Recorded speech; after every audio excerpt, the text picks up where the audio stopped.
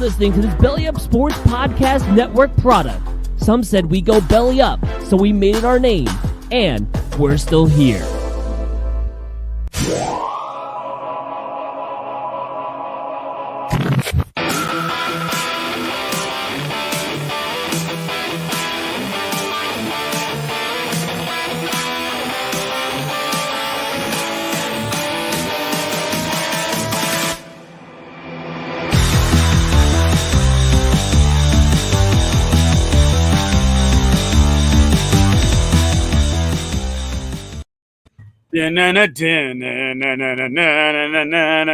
Yeah, I like it better when the song kept going. If only we could figure out how to make it do that and fade into the show, you would know that you're here with us at the Scoreboard Addicts podcast.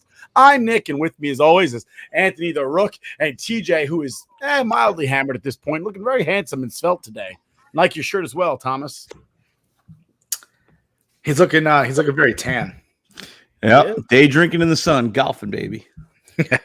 And with that, I think we just found our first topic to talk about because I'm excited about it. Woo! Ladies and gentlemen, boys and girls, this guy. What? You point your finger at me. I don't know where it's been. Put the microphone down, all right? I can't. No, because it goes too far, and then you can't hear me. So you know what? We're getting one of those Bob Barker mics. We're gonna start this. We're gonna start this episode not happy, not joyful, but mourning. We are mourning the loss of two legends. Bill Russell. I don't know why I'm laughing because I know TJ hates when I start the episode. Hold on. To be fair, like Bill even Russell if he doesn't like basketball or like us celebrating the death of anybody, like you can't laugh. What's wrong with you? I'm laughing because I know TJ's gonna look like, why do you have to start the show with death? He hates when I do that. No, he doesn't like to end it either with death. No, so he's got to pick one. It's so morbid.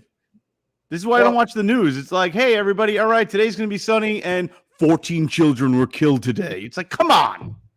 God. Why are you laughing about 14 children dying? He's sick. He's doing it on purpose. He's making it funny. I'm not doing it at all. He's doing I didn't laugh. I think rapes today in colleges all across the country. The way he's doing the voice is making me laugh. That's my voice. I have no idea what you're talking about. He knows what he's doing. He switched the mic to make himself a news anchor. No. That just sounds ridiculous. It's like insane. He has that. I haven't touched anything. Literally haven't touched anything. All right. There was a 37-car pileup today on I-4. He's fucking laughing. Unnecessary. 37-car pileup. That'd be an awesome name for a band. Yeah, it would be. Or a podcast. Are you done ruining the fucking mood? No, I just want to say rest in peace, Vince Scully, and rest in peace, Bill Russell. By the way, 37 in a row? I'm just saying. I concur. Rest in peace, Bill Russell, and rest in peace, Vince Scully. Two absolute legends, and we don't want to downplay that at all or make a joke out of it. But in all honesty, I am a big believer in celebrating people's lives and not mourning their deaths. So, like, I feel like if we're going to announce stuff like that, we got to play something like in honor of them, in memoriam, not just be like, oh, by the way, these two people died. And now for the fun stuff of the podcast, it's such a He makes a fair point there, sir. Well, maybe if you give me like 2 minutes, and I'll pull up something. If only our producer had been properly prepared for that. Only if our producer was, hold the mic to your mouth. We can't hear you. Not working a full-time job. You son of a bitch. Turn the gain up a little bit, bro, and you should be able to keep it further away. You got to get one of those swinging bars that you can bring down. Like, Nick's ready. Nick has the video. The thing that's different about What? the verbal vacation. Do you have something to play for Vince Scully? Oh, hell no, no. Why would I have something? I mean, I can. Yeah, it's too easy. In a world where our producer is ready. What I was thinking about for Vince Scully is not, in fact, Vince Scully at all. It's Kurt Gowdy, who's also really good, but not Vince Scully, obviously. So I don't have anything for Vince Scully. I'm not a Dodgers fan. I know very little about the Dodgers. I know Vince Scully was their announcer from like 1952 until like a year ago. He called the games. He called the games in both Brooklyn and LA for the Dodgers. Yeah, that's why I said he was their announcer from the 50s. Well, I'm just reiterating. People don't know. People won't get that. Yeah, I'm sorry if you don't know that the Dodgers left Brooklyn in the 50s. Like, baseball's not for you, man. I have a memorable call from Vin Scully. There we go. I'm gonna try to share this. Hopefully it works. Last time it did not. All right, this is great radio. We're really getting in there tonight, boys. Well, I was ready to rock. I was ready to roll, and then Debbie fucking Downer came over here and fucked it up. Right now is at the plate. Is it working? Oh, there it is. High fly ball into right field. She is gone.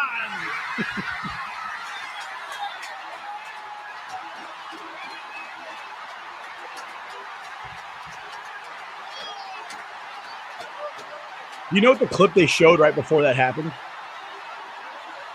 Or what little like graphic they showed over Dennis Eckersley's face right before that happened? Or does nobody know? Do you know? Do you know what they showed on Dennis Eckersley's face? Like the little graphic they showed underneath his face right before that happened. Dennis Eckersley hasn't surrendered a home run since August 24th. Oh, is that what it said? Oh, wow. So that was was the old Kirk kiss of Gibson death, the old call. Michael K. The old Michael K. back in 1983 or something like that. And you know what's great about that too, though? He like really let the moment breathe too. Like he didn't get all over it. Like he just said she's gone, and then it was quiet. Yeah, you Crowd just was let the background, the crowd noise emanate. I mean, as our wrestling friends would say, you got to hear that pop from the fans. You let the fans take over the moment. Is that not one of the best home run trots though, with just the fist pump? Just see, and here's my thing: is like it's subtle, but like how intense. He would have sat there and pimped it and told the pitcher to suck his dick. Right. Back then, just pumping it. He was just happy. He was just happy. But that's what I mean. It's more of a celebration for your or a personal achievement and achievement for the team versus like a gotcha, bitch. Yeah. In today's world, kids are raised to be little assholes.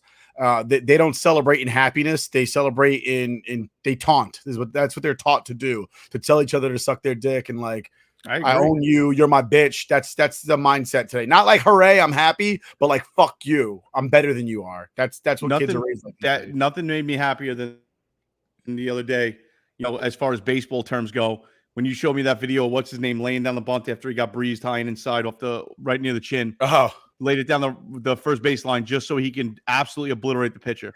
Yeah. That's awesome. Dude, that's great. That's number one. That's, hey, I can put this ball anywhere I want with the bunt. I'm going to put it literally right down the line so you have to come at me. And then I'm going to run as hard as I've ever ran for a bunt, little dribbler down the first base line that I know I'm out for, and just lower my shoulder and obliterate you and make you, dude, because you know what? I always say I'm not a big fan of when a pitcher throws at somebody because you hit a home run off them, or if you got hot off them the last series, or, well, this guy got me last time out, so I'm going to hit him because I'm pissed off about it. But in terms of like when CC Sabathia drilled, what's his name, and lost that money, got thrown out of the game, missed it by an inning of getting $1 million bonus or $500,000 bonus, because it's like, no, you're going to go after my team. I'm going to hurt people on your team. That's how it goes. That was baseball. You didn't throw at somebody because they hit a home run off you. Like the payoff pitch never really happened as much as it does today with people getting pissed off of, he was 2 for 3 off of me last series, so now I got to hit him. Like, get over it. Or even so, one of those situations where you hit a meaningless home run in the fucking 8th inning, you're down by 12 runs, and they're pimping home runs. Yeah, that too. Pimping home runs is one thing, but what about when what's his name got had to apologize when he hit a 3-0 grand slam, and they were like, "Yo, we're up by like 9 runs. You can't do that." It's like, why can't you do that? I'm sorry, I didn't mean to hit the grand slam. I was just trying to put the ball in play and went out of the stadium. I don't have to tell you. That's the biggest bullet. Yeah, but it's 3-0. You're supposed to take one. Why would I give away a strike? At the end of the season, when you're 4 RBI short of 100 and they short you on your fucking contract, you're going to wish you hit that grand slam. Absolutely. But this is the clip he's talking about. It's a 1974 fight between the Rangers and the Indians.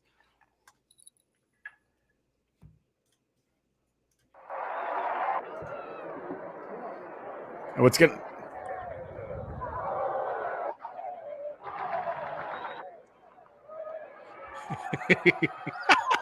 So what happens in that fight is decked him. I believe his name is Bob Johnson. Bob Johnson throws one up look at and this fight. Jesse Randall.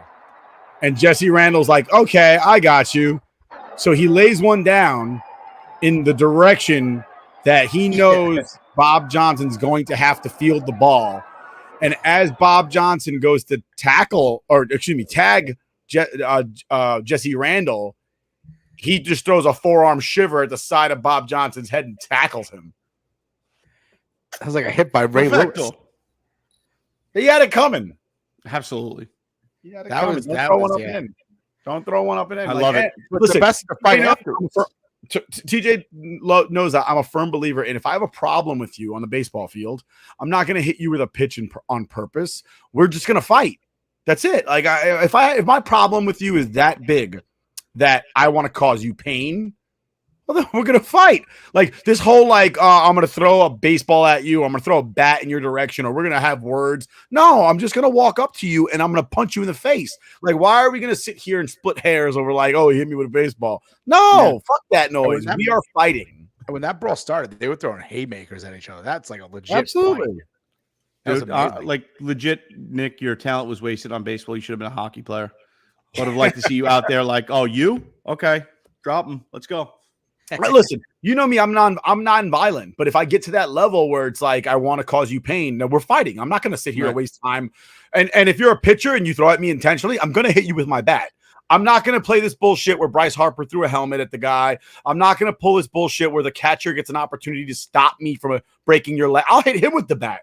We're all going to go to jail today. Fuck it. You want to use violence on me with a tool? I have a tool as well. And mine's going to hurt more. Promise. I will break your leg. You'll never pitch again. I love smart baseball fights, though. That clip right there and the clip where the batter gets drilled, he's going to charge the mound and kicks the fucking catcher right in the face. Takes him out. You're not tackling me from behind. Kicks him right in the sweet chin music right in the face, and now no one's stopping me from getting to the pitcher. That was someone's brother, too. That was a famous baseball player's brother. No. That wasn't Delman Young. I thought it was. Doesn't Delman Young threw his bat at an umpire. Yeah, but wasn't there somebody else that? Well, Delman Young is the brother of Dimitri Young. Maybe. And he really didn't throw the bat at the umpire. The umpire called him out on strikes. He turned around and went to go slam his bat in disgust. And from the way he said it, it got stuck on his finger, which I can relate because I've had tack on my hand and my bat has gotten stuck to my glove. And when he threw it, it kind of came back and it flew and went boom and hit the umpire in the chest. But he did it with his back turned. That would be really impressive if you were trying to do that on purpose with your back turned and you threw it backhanded and hit the guy. I've thrown a bat in the dugout, almost killed TJ. That's not I wasn't trying to hurt TJ. It just fucking happens, Yeah, I think I was 0 for 2 at that point. You were like, let me motivate this son of a bitch. This is he Alcantara? Did you die? I found it. It's really old video though, so it's not gonna look good. It's bad quality. It's old, but it's still funny. Boom. That's what we call sweet shin music, where you kick the guy in the shin. I like how he's bouncing around too. Time? He's watching his corners. No one's getting him from behind. He's got the elbows flared. You know out. what I don't like? He's ready to duck and pop. You know what I don't like? I don't like how that bitch ass pitcher threw his glove. Yeah, I hate that. What a fucking just a bitch. How do you throw your glove? No, get away. And throw your glove. You serious? How could you go back to the dugout that day and call yourself a man? Where somebody threw hands and you threw gloves. How do you not use the common sense play of you have a glove in your hand, use it to your advantage, wrap it around the guy's head and cup the back of his head like a ball and just lead with the right uppercut? Because in his instance, right uppercut. Having seen him throw his glove, if he would have reached behind his head, he would have gave him a big kiss. There's a good chance. Nice throwing your glove at a batter who's charging at you might as well be you throwing a white flag. Yeah, it's the most French shoe. So the only thing more French he could have done was kiss the man right on his lips with his tongue. That's the only thing more French he could have done in that instance. Smoked a Virginia Slim cigarette or something. Did you remember that looks like that?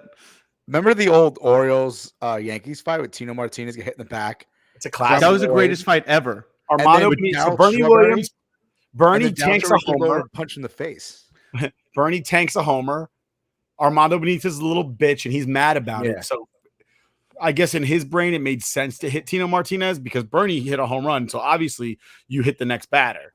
Like I do stuff like that in MLB The Show, where like every time Altuve comes to the plate, I just drill him in the head. But that has nothing to do with like, in real life. I wouldn't do that. Like it's a video game. For some reason, Armando Benitez, who at the time, and kids today will roll their eyes at it, at the time, he was one of the hardest pitchers, like the hardest throwers in the league, throwing 99 regularly. Hit Tino square between the shoulder blades. And Tino didn't even throw a punch. I don't think he did. He kind of looked up and was like, "You fucking kidding me?" And then the entire Yankee team was like, "We got this, Tino." Yeah. And Graham Lloyd and Darryl Strawberry. Darryl Strawberry literally just running around everybody and getting into the dugout and just, dude, he wasn't throwing the flail punches he's just like. He full on fucking jacked. The reason why I mentioned this, they just showed it on one of the most recent episodes of The Captain. They were talking about it. I don't know if you guys have watched the documentary about Derek Jeter, but no, I didn't see it yet. They showed that fight and they interviewed Darryl Strawberry and like David Cohn about that whole fight. And they were like, he's like, Darryl came out of nowhere. Like we were trying to keep him away. He ran around everybody who was there. And then they showed the fist like slow-mo, and you just see him like dead on. Dude, he face to cheek just rocks him. That and the Odor punch to Batista is probably like the two best cleanest like real fights in the major leagues. Like legit fights. Like not scrums and somebody gets a cut on their face because they're just at the bottom of a pile of knees and elbows and hands. No, like that was a brawl. That was a street brawl. Story was like Crenshaw, bitch, Crenshaw. Dude, he did not hold back. Talking about baseball fights, I did enjoy the fight between the Yankees and the Detroit Tigers. What was it, 3 years ago? That was a good one. With Romine and Matt and Miggy. Yep. Yeah, that was a good one. The only thing I didn't like was Sanchez getting some cheap shots in. Well, I mean, at the bottom of that pile. Yeah. Do we expect anything less from Sanchez though? I expect more from him actually. Well, should have taken out a knife and cut somebody at least. Like, come on, start biting. I love how we went from literally talking about mourning Vince Scully to talking about baseball fights. Because that's what men do. Men don't cry. We just get violent and angry. We take our sadness out on. I talked about this on the wrestling show yesterday. We are naturally violent. It's true. Well, absolutely. Moving on for baseball fights because that was TJ's awesome tan. Let's talk about TJ's awesome tan. T, you want to tell us where you got that awesome tan? Yeah, I acquired this tan while I was down in the Caribbean on a cruise, but then I backed it up this past weekend standing on the beautiful Trump Bedminster golf course for the LIV tournament that was taking place out in New Jersey, and it was quite a time, I must say. What do you think, Nick? So, first and foremost, I would like to say, regardless of your politics or thoughts on the world, if you are a fan of golf, let's take this for what it is. It was a golfing experience. Okay. Now I am not a huge, like, I'm going to watch golf kind of guy. I like going out with my buddies and playing around on the golf course. I'm no like scratch golfer. You know, I don't do that crap. I go out there to drink beers and smoke cigars and ride in little golf carts. It's a fun day. It's a nice day to walk out on the grass and have the sun on your head and, you know, just do what you got to do. You know, have a good day. In your hair. Got to take a leak, go behind a tree in nature like God intended. Yeah, you know, like you don't have to hear from anybody. But if anybody calls you up, you just don't answer the phone. Be like, I was golfing, and everybody immediately. It's like going to church. Like if you're at church and somebody calls you, and you're like, yeah, sorry, I was at church. Nobody sits there and goes, how dare you? So if you're on the golf course and somebody calls you up and they're like, hey man, I've been trying to call you, and you're like, oh, I was playing golf. They're like, oh, I'm sorry, I didn't mean to interrupt you. Like, and even I, somebody who is extremely novice at golf and doesn't watch golf, I appreciated what we were witnessing because, I've been a lifelong Yankee fan. I've never had the rich seats down in, you know, the hundreds. Like I'm poor. I've always sat like middle and up and bleachers. Like that's where I've sat. I think the closest I ever sat was with UT when we sat in like right field, like maybe like 3 rows back or something like that. Mm-hmm. And even then you're like still 40, 50 feet away from the nearest outfielder, you know, But you and I were about 10 feet from Phil Mickelson for 2 days. Dude, I mean, I got a 5 from hand. Phil Mickelson. I was up against Phil Mickelson. I mean, so Phil Mickelson totally razzed me. Yeah, we'll get to that. So we got our tickets from LIV. They very graciously hooked us up free tickets. We applied for some media passes, and they said just because, contrary to what a lot of people want to put out there on the internet, that it was a dead tournament, nobody was there. They went through their media credentials quick, and they got right back to us and said, listen, we gave out too many media credentials. We don't have enough to go around, but we'd love for you guys to come out. Here's 4 free tickets for each day, which essentially they give us $900 of free tickets. And they didn't just give me 4 free tickets. They gave everybody that applied in our, from the Scoreboard Addicts podcast that was in that, media credential request, 4 free tickets. So Nick got 4 free tickets. I got 4 free tickets. My brother got 4 free tickets, on top of the fact that Nick got 2 free tickets because he's in the military. And they respect and appreciate the military. If you're in the military, you get free tickets. If you're a cop, fireman, first responder, you got free tickets to go there. So a big shout out to LIV Golf. I appreciate the, getting us out there for free and bringing us on. And I was raving about it to my brother, who was hungover going down the Jersey Shore that weekend. I was like, dude, you have to come out Sunday morning. You don't understand how awesome it is. We were up against the ropes. I mean, literally the in a good way, in a great way. All right, as opposed to the bad term of yes. You're up against them, that's a bad thing. No, we were up against. We were separated by air, essentially, to top 50 pro golfers in the world. We interacting with the golfers, their caddies. I mean, we could have literally pulled a Happy Gilmore and took one of the 9-irons out of the bag and bent it over our knee because they were placing the bags like literally right in front of us. The access we had was incredible. Didn't I tell you? I was like, this is so weird. So we're on like hole 5, I think, or 6. 5. We're on 5. And I'm standing like 20 feet away from Phil Mickelson. And I'm like, this is, didn't I turn to you? I turned to you. I was like, this is that was between hole 6 and 7. You looked at me and you were like, there's one cop here. He's not getting to me before I can get to Phil Mickelson. This is insane. How could they let this happen? That's what I was like, if I really and we were standing next to a bunker, like a really steep bunker. Like I could have tackled Phil Mickelson into that bunker. We both would have been fucked. And no one could have stopped me because there was just like a little rope and barely there was one cop following each group around, and that one cop had to watch 3 golfers and 3 caddies. And I obviously nothing crazy happened, thank God. But in my head I was like, holy shit, like you could really hurt somebody, and what are they going to do about it? Nothing. I could go full Bob Barker on Phil Mickelson right now, and like we could both go off the side of this cliff into that bunker, and that's it for Phil Mickelson. Yeah, like I'm young, I'll bounce back, but not Phil. Dude, I mean, the access we had and the interactions with the players from being that close to them was incredible. Jason Kokrak walked right past me. I'm a big fan of William Murray, golf shirts, golf polos, golf pants, shorts, whatever. And he's sponsored by William Murray. He walked past me rocking his William Murray. I'm like, Jason, William Murray gear for life. And he was like, literally like 3 feet from me.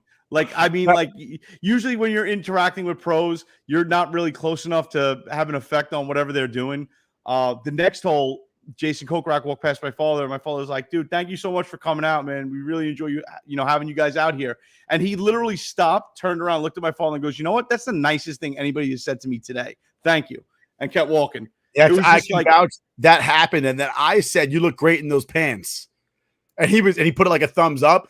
And then somebody else goes, your booty's popping. And he put his hand down. Yeah. It's funny. Probably the nicest thing someone said to him because there's so much protesters that go to these things that are there was zero protesters, by the Saudi way. Money. I will say this, but not to get off track. So we passed by on Sunday on the way to the parking lot, which we parked literally I would say if anybody who parked someplace else, what were they thinking? If this was Yankee Stadium, we parked by the concession stand. We parked by the concession stand, essentially. We parked literally. This is Yankee Stadium. We walked 4 car rows away. I mean, they had whatever farm this was, they rented it out, however, whatever connections they had. We were literally up against the golf course, just walked right in. It was easy as ordering a friggin' cheeseburger and French fries. It was cake. We walked right in, right up to it. The festivities right there in the fan zone. They had a place where you could try to chip golf balls onto like a little prefab green.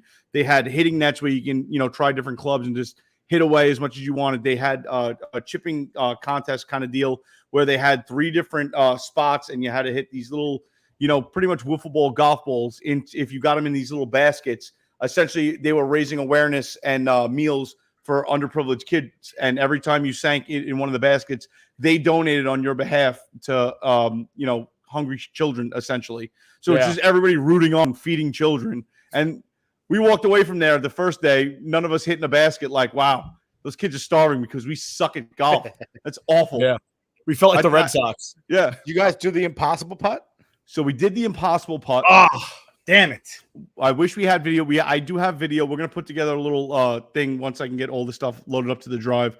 But Nick took a video of me doing the impossible putt. I came within a couple feet. I mean, 2 or 3 feet, whatever. It's called the impossible putt for a reason. The last day, as we're walking out, enjoying the rest of the festivities before we leave, not a long line to hit the impossible putt. My father goes up, and they only had a lefty golf club, so we all had to swing with a lefty putter because we asked the dude, like, yo, dude, where's the righty? He's like, somebody stole it. Oh, my God. It was like somebody whipped the right-handed golf club. He goes, yeah. He goes, I'm pretty sure it was the guy that got arrested, though. I was going to say the house arrest guy. You guys saw that. So, that's another thing. That was the first day when we were lined up. Nick goes, that dude's on house arrest. Take a picture with me and him next to me. And you see the fucking bracelet. I'm like, I hope this guy lives within like 4 miles of this. That's where the putter went. Went back home with them. Possibly. So we were planning on going to Jose Tejas on the way home. Awesome Tex-Mex restaurant. It's been in New Jersey staple. And it's in a couple of places. Yeah. And my father didn't want to go. He was like, I kind of want to get home. We're tired. We're all like, no, we're going to keep this party going. We're going to get some margaritas and some fajitas. And my father's like, man, I really want to get home. I was like, all right, if you hit the impossible putt, we'll go home. My father just misses the first one. The second one goes way offline. Dude, the third one, he curled that son of a bitch in. Essentially, it's a U. You start on this side. Huge U. And it's a huge hill that goes up. Yeah. About what, 4 or 5 feet? Yeah. And then back down 90 to a degree regulation size cup. And he friggin' drained this thing. And he's like, well, I guess I'm done. I guess we're not going to Tejas. Yeah, dude, drained. Yeah, he hit it.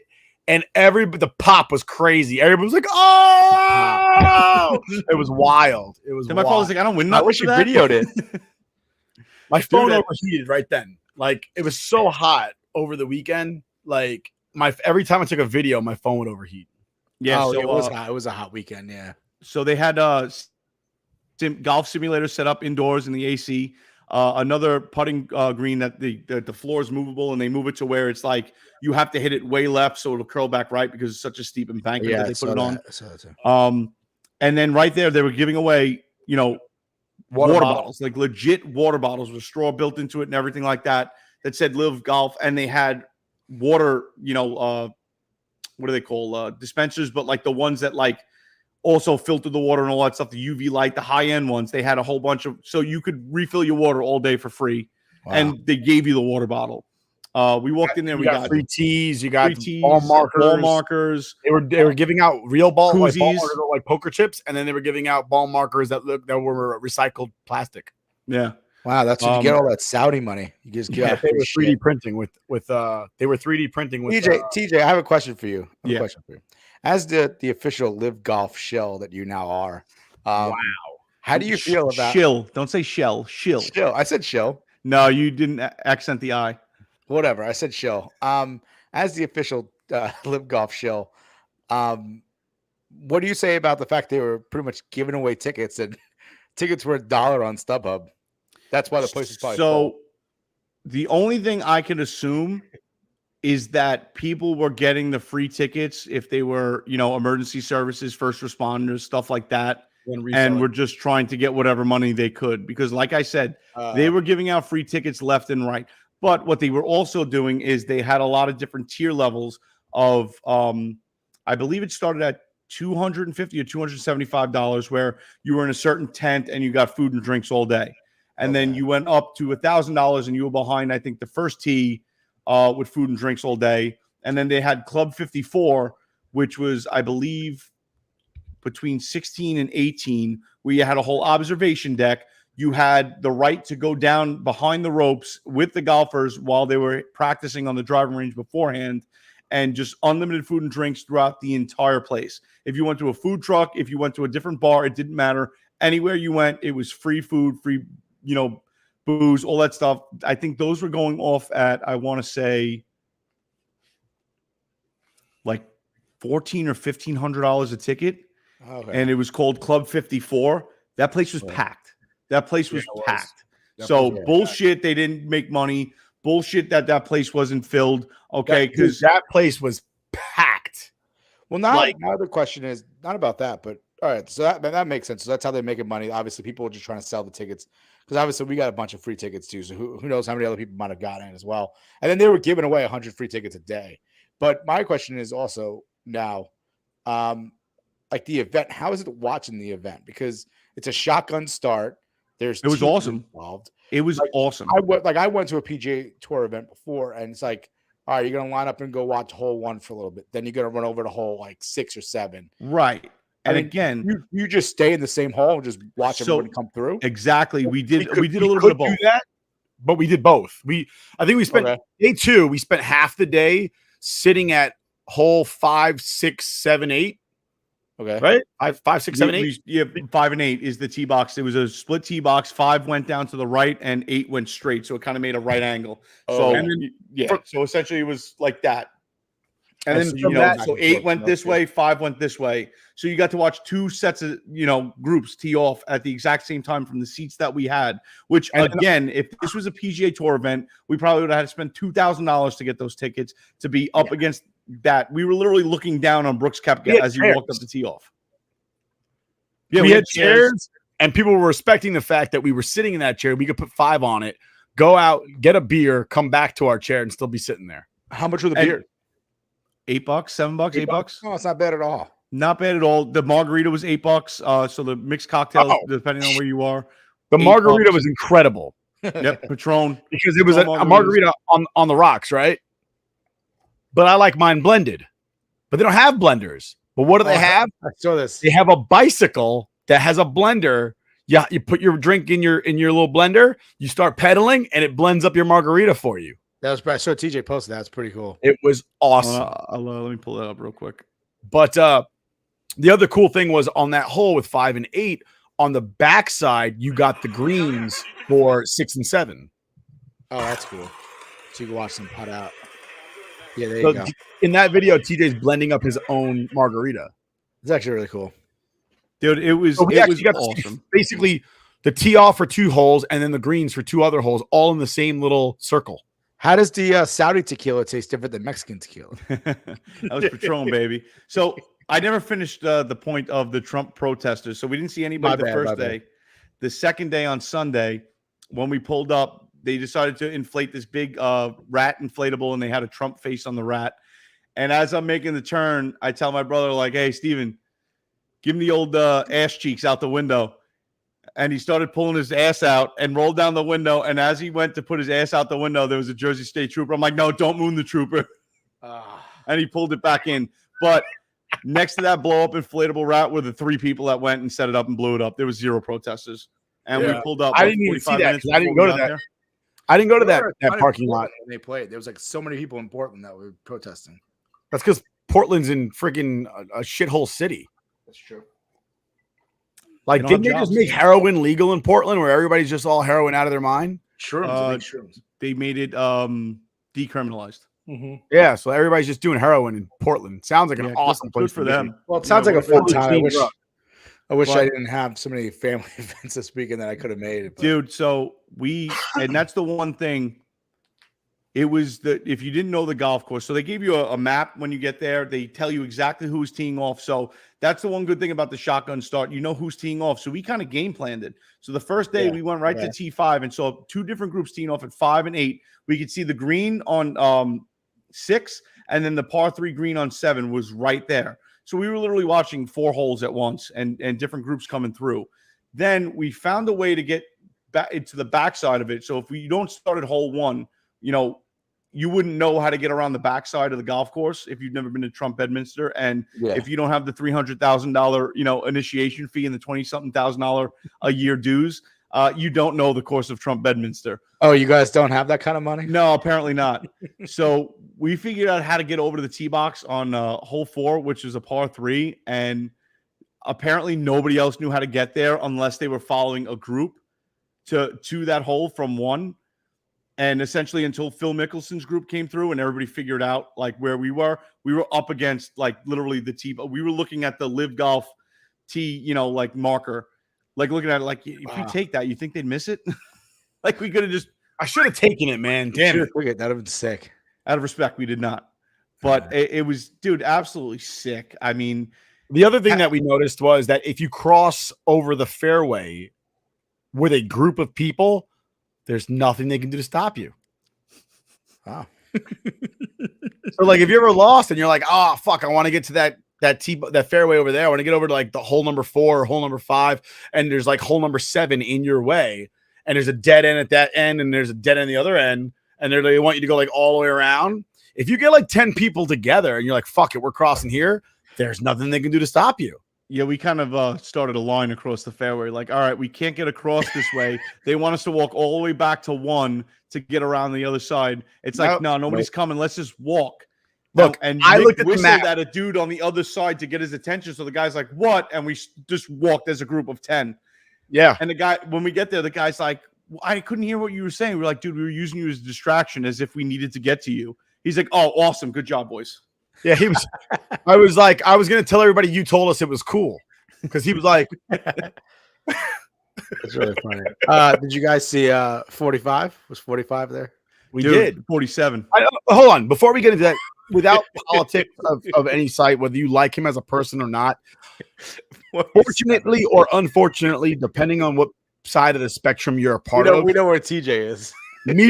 being within any president is kind of like, wow. Like, even if you voted for the guy or not, like, being cool. there's only 46 presidents in the history of our country, and only like 5 of them are alive. Yeah. To be like near any of them, it's kind of like, wow, like that guy's a piece of history. Like, Absolutely. No, it's true. I agree. you know, with I that. just in my head, I'm like tomorrow, if they were like, hey, you want to meet President Biden? I'd be like, not really, but like, I'm not gonna go out of my way, but sure, why not?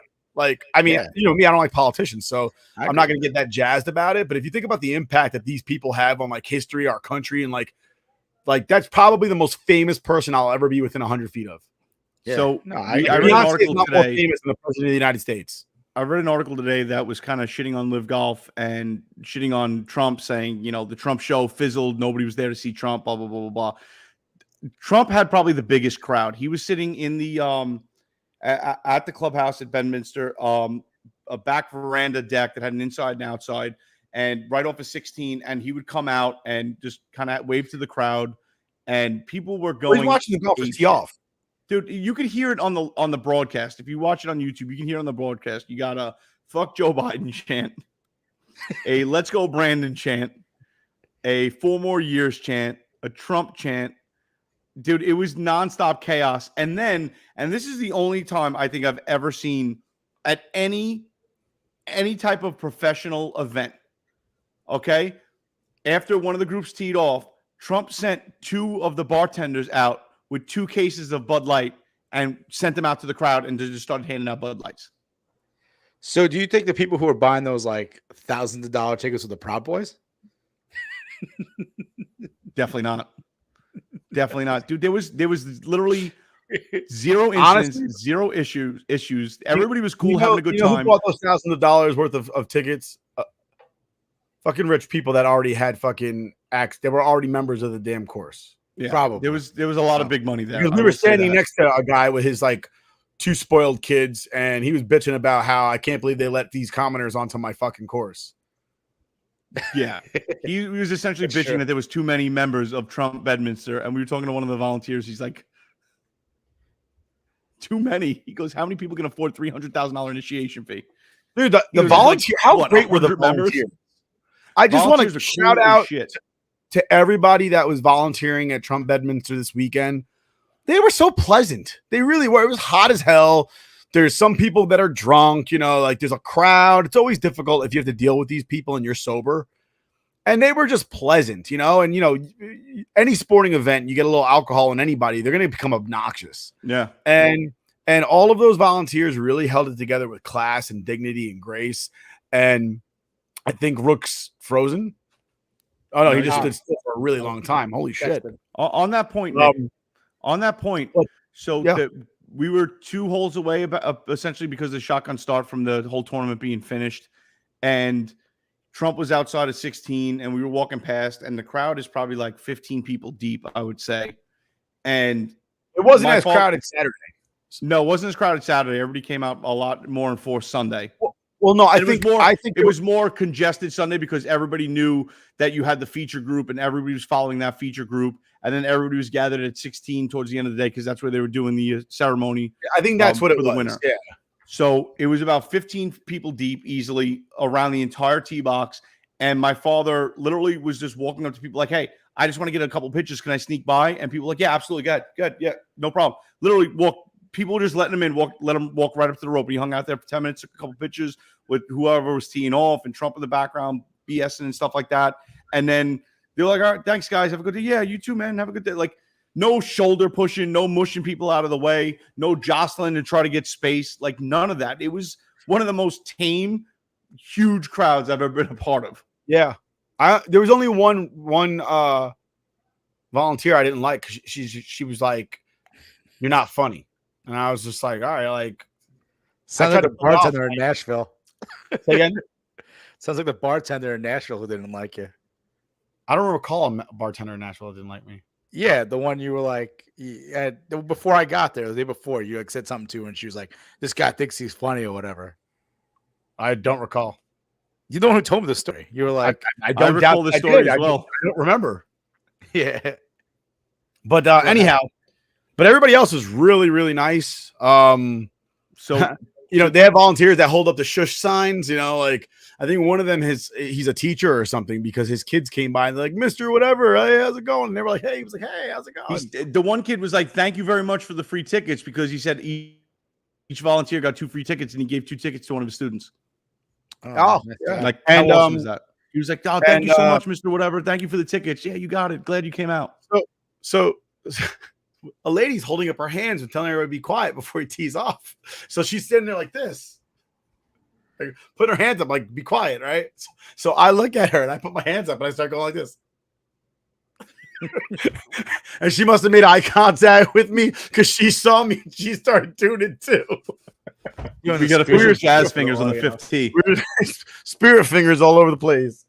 So just to wrap up, I guess just LIV Golf because we've been running a little long. Let's talk about the funny parts before we close. Right. Hey, so go ahead. We're walking down.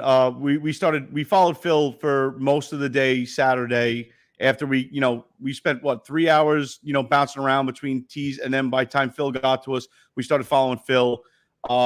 He pushed one right into the rough. Literally, me and Nick walked right up to his ball, and we're standing here, and like I got a video of the shot. We were no more than 4 or 5 feet away from Phil, punching it out. Walked up to the green with that.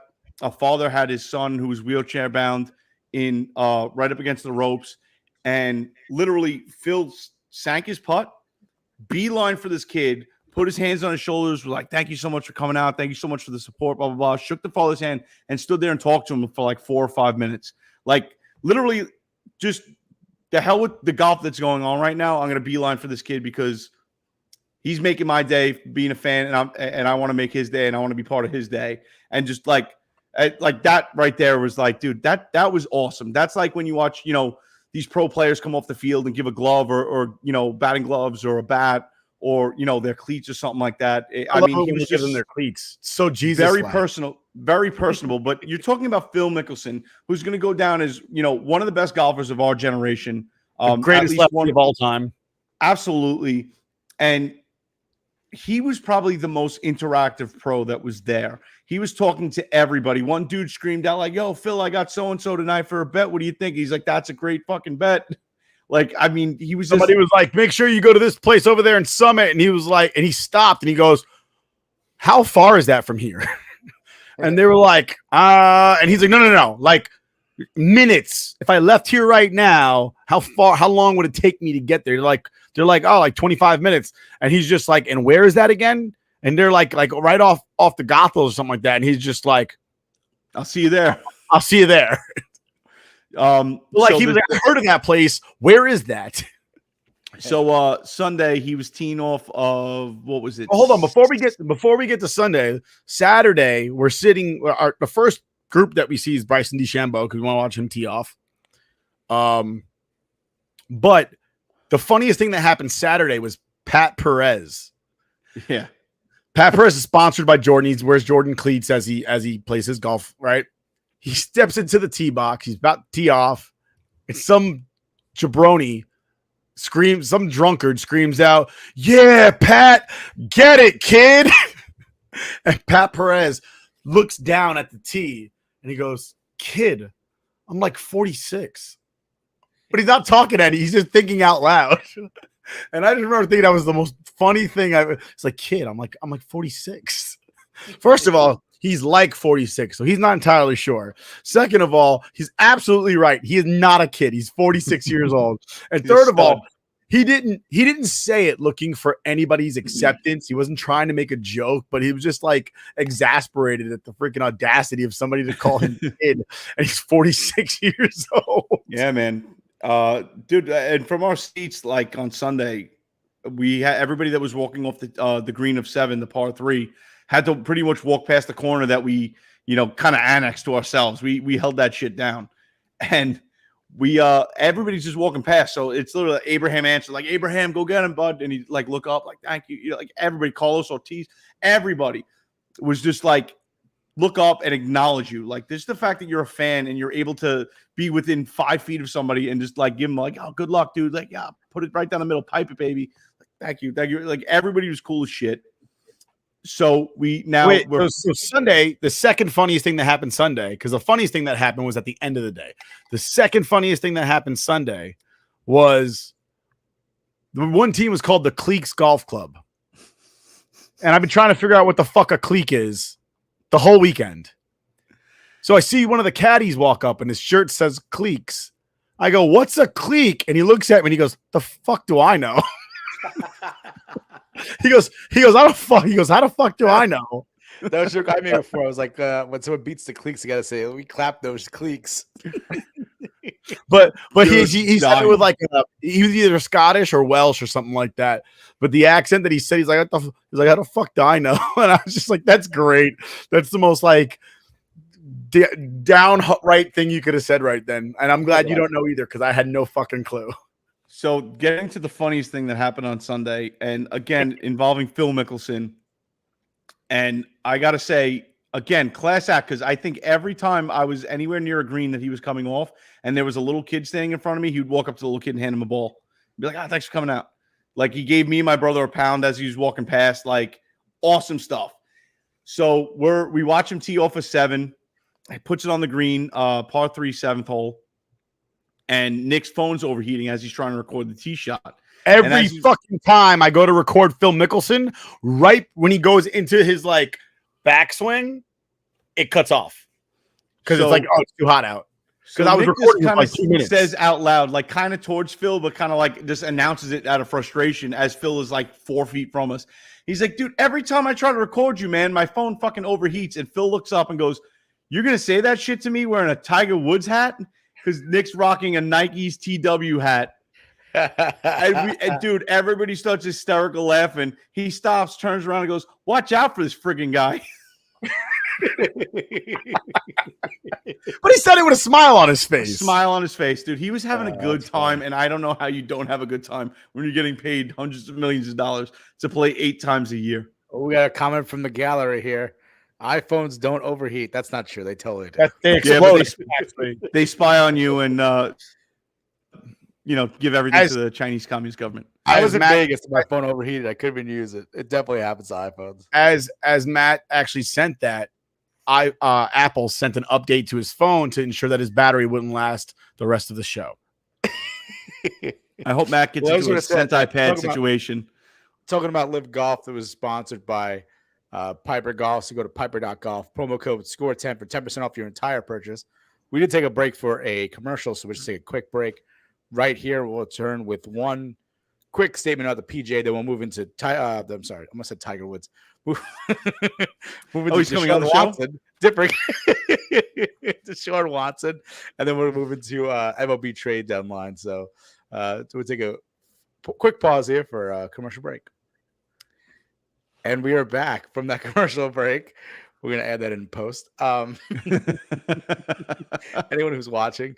You have time to go get another refill. You know what I mean? Yeah. You don't have enough time. You could run and get one because this is a PGA talk, and I know that offends you now as a LIV Golf guy. Listen, it does not offend me, and God bless Greg Norman, because Greg Norman dropped some truth this week in an interview saying it's so funny that everybody seems to be offended by Saudi money because LIV Golf is backed by majority shareholders are Saudi money.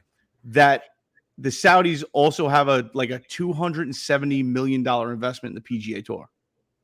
Do they really? I didn't know that. Yeah, that's funny. He dropped the truth bomb. I think it was yesterday. That what do you think? They just no. They're into golf. They're into making money. They have a huge investment in the PGA Tour as well. You know who else does? Nike. So every time you rock some kicks that some 3-year-old made with slave labor in China and you feel good about yourself, shitting on friggin' LIV Golf because why? The PGA Tour told you to? Come on. So I just want to say this. Quick criticizers. Quick PGA point, and then we'll move on, is that my boy, my guy, been waiting for this moment. Back-to-back tournament wins for Tony Finau. He wins the 3M Open, and he dominated the Rocket Mortgage this weekend. Yes, he did. I'm excited. We're not doing picks this week because we're running short on time anyway. Yep. But oh my God, Tony Finau, incredible. Dude, and I loved his statement. Saying pretty much I'm glad my kids could see me, pretty much lose, because it takes losing to, get to the winning part. The grind of losing is what it makes you a winner. Essentially, he won the Puerto Rico Open. He got the Puerto Rican Open curse, basically, where he was almost I think a year and almost a year. Yeah, at least a year between wins. Yep. And you got to think about before the win, he also had that injury at the Masters, which was brutal. Yep. Gruesome when he ankle popped out and he literally popped it back in while running. And was finished top 5 or was essentially in the top 5 going through Sunday? Yeah. And I mean, unbelievable. But I mean, for him to win this, it's so cool. I started following his wife on TikTok, and she actually surprised him for the 3M Open win. And then she posted them coming home from the Rocket Mortgage win, obviously back-to-back wins. And Tony Finau was dancing all over the place. They had a huge crowd. His plane landed, and there was a huge crowd there just celebrating the fact that he came home with back-to-back wins. And he was dancing with the Rocket Mortgage. It was incredible. I'm a huge Tony Finau fan, so I'm so happy. Good for him. Back-to-back wins. Keep it rolling, Tony. Keep it rolling. As a golf fan, just not a fan of. I'm a big fan of any type of person that plays in professional sports that has the mentality that it's a privilege to be here, and it takes a lot of hard work and dedication. I didn't just fall into this. I absolutely love those type of athletes. But also, if you're a fan of golf, a little something from the Golf Channel called Big Break, essentially, where they take amateurs and they give them a chance to get on the PGA Tour. Or try to get through Q school after they win the Big Break. They get some money for it. Tony Finau and his brother were both in Big Break. I forget which season was. It might have been the Myrtle Beach season. I forget. I don't remember what season he was in, but they also did a not documentary, but they did a quick background story before the Masters this year on ESPN. Yeah. They have that show with the caddy. I forget the caddy's name, Michael. I don't know what it is, but he basically does he goes around the U.S. He interviews people. So he did one of Tony Finau, and the story of just Tony growing up. I mean, his father coming from nothing. Yeah, they put coming from nothing, paying his way through pretty much the Korn Ferry Tour and Q School, and making no money and practically living out of a car and getting to a point where he was like, I don't have enough money to make the next tournament. I can't do this anymore. I don't have the money to do it. His dad would put up a mattress in their garage. And his brother would be hitting on one side and he would hit on the other. And they would just do it all. That was their driving range because they couldn't afford to go to a driving range.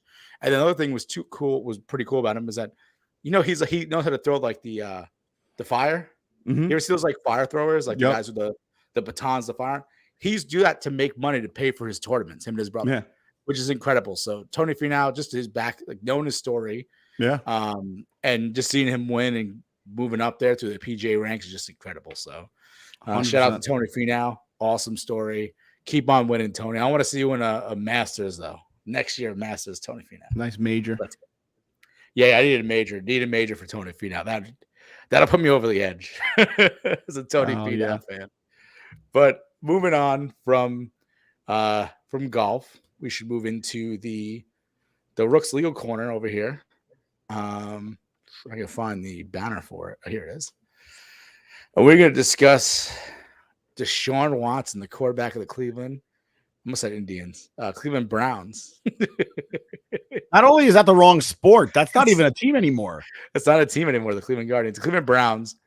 By the way, that name Browns, I find it to be offensive, and I want them to change their name immediately. What would you like them to change it to? I don't know. I'm Brown, and I don't want them to be called the Browns because they suck. Am I allowed to be offended now that I got a sick tan? I'll allow it. Nice. But the Cleveland I'm pissed. Caucasians. Cleveland Caucasians are pretty good. I like the alliteration. Did you ever seen Brockmire, the TV show Brockmire? Of course. At like the last season, they renamed the Cleveland Indians to Cleveland Caucasians, and all the white guys are pissed off. Like the owners are like, "You can't do that!" And like, why couldn't we? We're saving baseball. But anyway, what a great show. Yeah, that show is amazing. Hank If anyone Azaria. hasn't watched it. So DeShaun Watson, 6-game suspension. So obviously we do know about the 20. I think it's 23 or 24 now. 24. Yeah, I think it's 24 women that have accused him of Sure, sexual it was assault. 23. I could be wrong. I thought it was It was 25. 20. It was 23. I think 24th recently came out. 20 of them settled, and he got 6-game suspensions. Obviously, everyone's just like, this is really light. This isn't, this shouldn't be happening. It should be more. What he did is egregious. And listen, we don't really know what actually happened.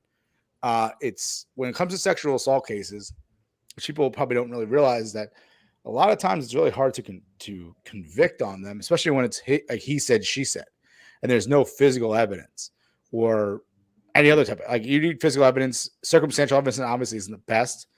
And in this type of situation, it's just that it's going to be he said, she said. Same thing with Kobe Bryant back in when he had that issue in Colorado. It was a he said, she said. And this is what happens, unfortunately, with sexual assault cases. It's one person says it's consensual, another person says it wasn't consensual. So it depends on what is the actual evidence you see, whether or not someone is there an implied consent? Is there any kind of consent? So there is obviously people are like, it's egregious. There should be more games than 6 games. And I think people always complain about this is the CBA.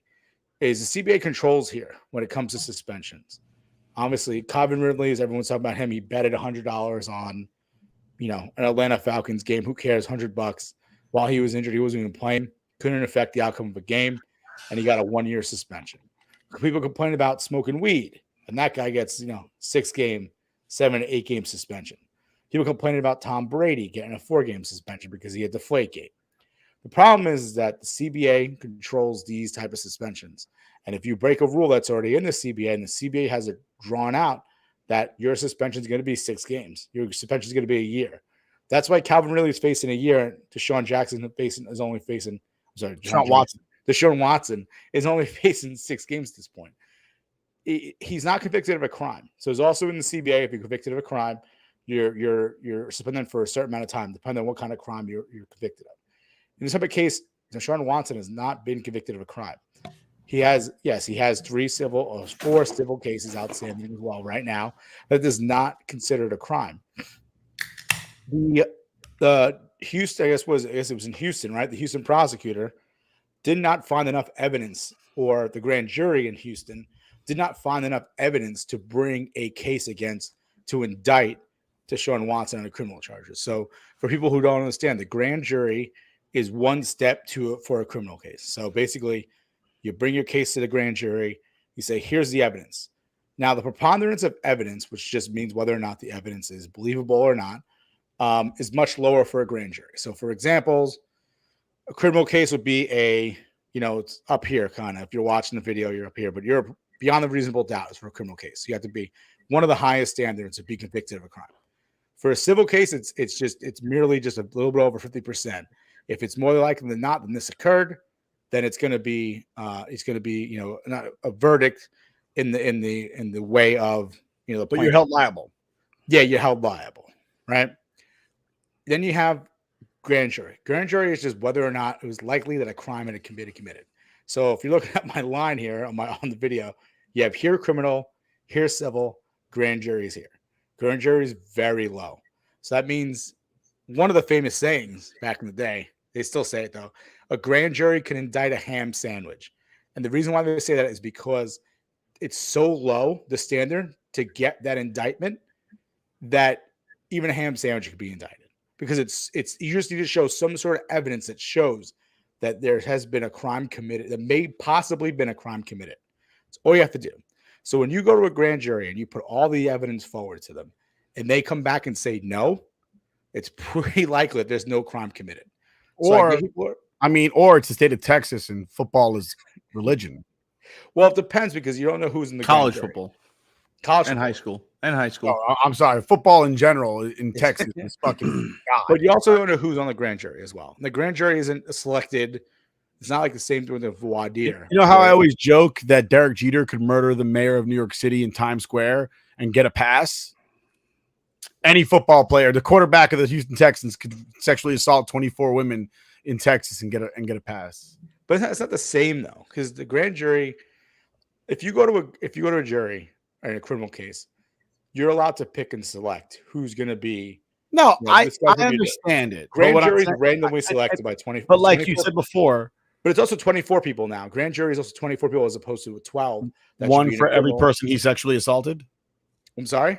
One for every woman he sexually assaulted. Allegedly. No, Say No, allegedly. allegedly, and You don't no, settle when it's alleged. All right. I Yeah, would. you do. I'll tell you this That's right false. now. I'll tell you this right now. I would be in court forever before I gave anybody that I didn't do anything wrong to money. I They would don't not have money like that. That's They That's would my be next point. destitute. They'd be in the street panhandling, offering hand jobs to Nick, people. If Nick, before I but you're- give them cents. before we we get get to off that, track, real quick, if Yeah. the money you're talking about would be essentially like somebody walking up to you on the street and saying, "I'm gonna fucking get you fired because you did X, Y, and Z," unless you give me $1.50, and you're gonna be like, "Okay, here's $1.50. Get the fuck away from me." No, I'm not doing No, it. it's You're not not the getting shit same. from me. No, I'll have their this is- family murdered. Get the hell out of here. You're confusing this though. You confuse a settlement on a civil case as guilt. It is guilt. It's If not. you're agreeing to It's give not. somebody something, it means you did something wrong. It cost No, him it's- more for lawyer fees than it probably I would have cost to pay I these would have women paid off. more for lawyers to ruin their lives No, than you ever wouldn't. give them That's a a waste cent. of money. Well, you're wrong. You're wrong, Nick. Legally, he's not guilty of anything because there is no guilt in a civil case anyway. It's just whether or not Obviously, you're liable or not. Morally, And the fact he is, must in a be a civil little case- guilty. But in a civil, all right, listen, here's the thing. All right, here's an example for it, right? It's a sexual case. It's two people talking about whether or not he texted them and said, "Hey, here, come here," or, give me a massage. And she agrees to it, right? She says to come there or whatever. There could be, we don't know what those text messages all say. We don't have all the evidence in front of us, right? Some of them are released, some of them aren't. If you read through them, right? And maybe let's say, for example, he says something in there he doesn't want people to see. When you settle a case like this, you also have them sign an NDA, NDA. which is a non-disclosure statement to keep anything that may happen between you and them.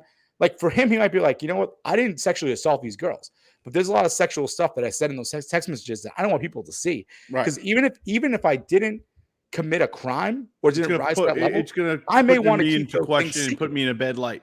it's gonna put me in bed line anyway. So listen, some guys have said things horrible. Listen, your hero, Barney Stinson, half the shit he does to try to get laid is pretty fucking bad. It's right? very simple. That's- It is very simple. It is very simple. If I had both of your browsing histories right now and said, "Hey, Christmas morning, I'm showing this shit to your parents," or you give me $10, you were both giving me $10, and you're gonna fucking drive it over here real quick. So Actually, I go incognito, so you never get that. That's false. You can still pull that up. the arbiter said, based on what she read from everything that she did, and that's her job, was like, yeah, more than likely he sexually assaulted all these women. But here we are. We can't do anything about it. Again, Well, because CBA does say that it has to be a criminal offense. He's not Right. But the thing is, here's the point. What I'm trying to say is all of us. bring it in because I'm ready for a legal rant. charge. No, I know you are going to rant. Is that if there was a crime committed, right? A grand jury would have already found it. The grand jury is here. You don't need to be up here. you really just see like 30, 35, 40% whether or not a crime had been possibly committed. It's all you need. And the evidence the prosecutor showed to that grand jury for 24 women, well, 23 at the time, didn't come back with an indictment. So that's what I'm trying to say. Like, even though you settle a case, you're not guilty. There's So, been no criminal thing so here's my question for you, right? here at all. There's no crime committed. So here's my question for you. As a lawyer, is it good to win or lose cases? Depends. Depends on what you mean by win or lose. I mean, I don't think any lawyer is walking into the courtroom going, "Man, I really hope I don't win this today." Well, obviously, you want to win a case. Yeah, Right. but when you're So if you don't representing, think you're going to win a case, are you going to present the best case? when to you're each jury representing, and try to defend it? when you are representing every single woman miraculously that is bringing these accusations and they're settling, you are in to make a lot of fucking money. As the Not lawyer, as a prosecutor, you're not. as the lawyer, you are Not as The a prosecutor. not the Prosecutor for the prosecutor, state. right? The prosecutor put it So if the forward. prosecutor goes to prosecute DeShaun Watson and he knows he's not going to get a verdict of guilty and he's going to lose that case, why would he ever present a good case to even go to trial in the first place? He's going to lose. So Nick, It doesn't can I matter. actually As answer the that pro- question? As the prosecutor, you do not want to be the guy and or girl being brought up and saying, "How could you dismiss all these cases of sexual assault? You He clearly didn't. Don't He presented a respect weak women." case and the grand jury dismissed it. I agree, but you still not can't be the dismissed, guy though. to say, It's- "I'm he's not not going to bring this indicted. forward." You can't bring it. You can't be the person to say, "I'm not going to bring it forward." Again, you aren't. You brought it forward in such a fucking weak ass. Listen, I'll give you an The example. evidence was When weak I because get there a was no soldier evidence. and- Look, when I get a soldier and I don't want to put them in for an award and I'm forced to put them in for an award, I write the shittiest award ever that nobody will approve. Wait, Nick, though. First of all, just so you know, a grand jury, you're not like just because you're not indicted doesn't mean you're innocent, and doesn't mean there's no double jeopardy there.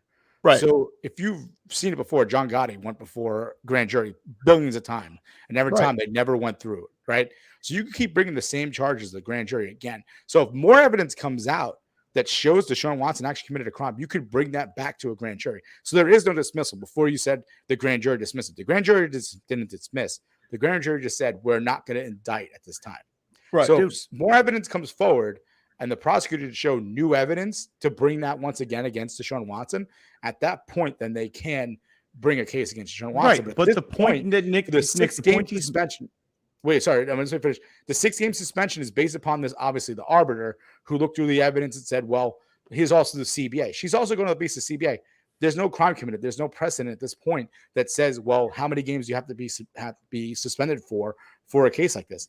And now the NFL is appealing her decision, which they're obviously allowed to do, and they're looking for a 1-year suspension.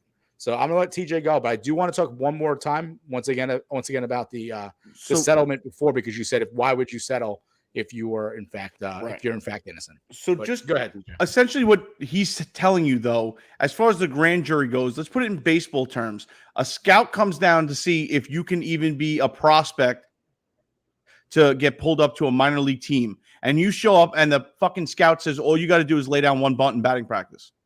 And you can't lay down a bunt. That's essentially what happened. They didn't have enough evidence to lay down a fucking bunt. Do I want to play for that team? No. Then I'm going to miss that fucking bunt. You're missing the point. The point is they couldn't bring enough evidence to even show at the lowest level that it happened. Couldn't It may or have happened. didn't. They Couldn't or didn't. They Couldn't could or not. didn't. And Again, if I know I can't win the case, why would I even want to go to bat? Okay, Nick, I'm going to explain to you right now. A lot of times, and this is not, and you're saying like lawyers want to go and win. Of course we do. We want to represent our clients. We want to win their cases, or we want to defend against their cases. The thing is, sometimes when you have 24 different cases, you look at your client and you say, listen to me. We have to get a cost-benefit analysis at this point. I want to save you money. If I have to defend against 24 different civil cases, it's probably going to cost you over, let's say, how much money in legal fees. And you say to them, if you cut these girls, we don't know how much they got because the NDA was signed. And we say to them, well, if you cut them a check, each of those 20 girls, 24 girls, you're going to save this much money, you know? So why don't you just settle these cases, right? We're not saying you did anything wrong. We're going to sign an NDA. We're going to make sure we do it legit. And you're going to save this much amount of money, whatever it may be, because I'm not defending against 24 cases. Because who's to say 24 different cases might go to trial? There's going to be depositions. There's going to be discovery demands. There's going to be all these things they're going to go through. It's going to be hours upon hours. And then who knows, racking up each fees. trial, it's going to rack up, and the fees are going to be so much money that, and he said, and while all this is going on, you're also not going to be able to play football. So why don't you just settle this case with these 20 girls or 24 girls, offer them all settlement, get rid of all of it. And all of this gets behind you. It's all done. There's no criminal charges at this point. As an attorney, that's a pretty good win for your client because you're saving the money and you're getting you're clearing their head of everything. Well, he's guilty in the court of public opinion, and by the way, mean dick. You could say that. You could say that. I 100% agree with you. The NFL is looking for an indefinite suspension. The NFL Well, is looking to save It'll face. start at a minimum of 1 year. Dude, the NFL is looking to fucking save face. Let's call it what it is.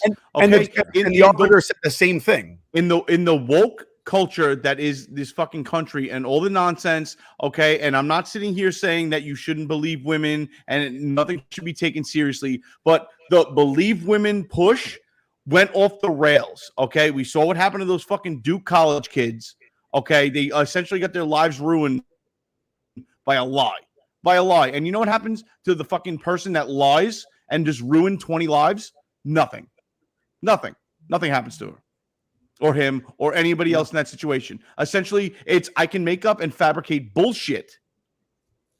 And if in the court of public opinion, it's believable, then you're guilty. And it doesn't matter what the fuck happens. And you had 20-something lives get ruined, okay? Division I smart kids who were going on to bigger and better things, their lives were ruined for what, 4 or 5 years as this went on until it was discovered that no, she's full of fucking shit. Yeah. And then it was, oh, well, too bad.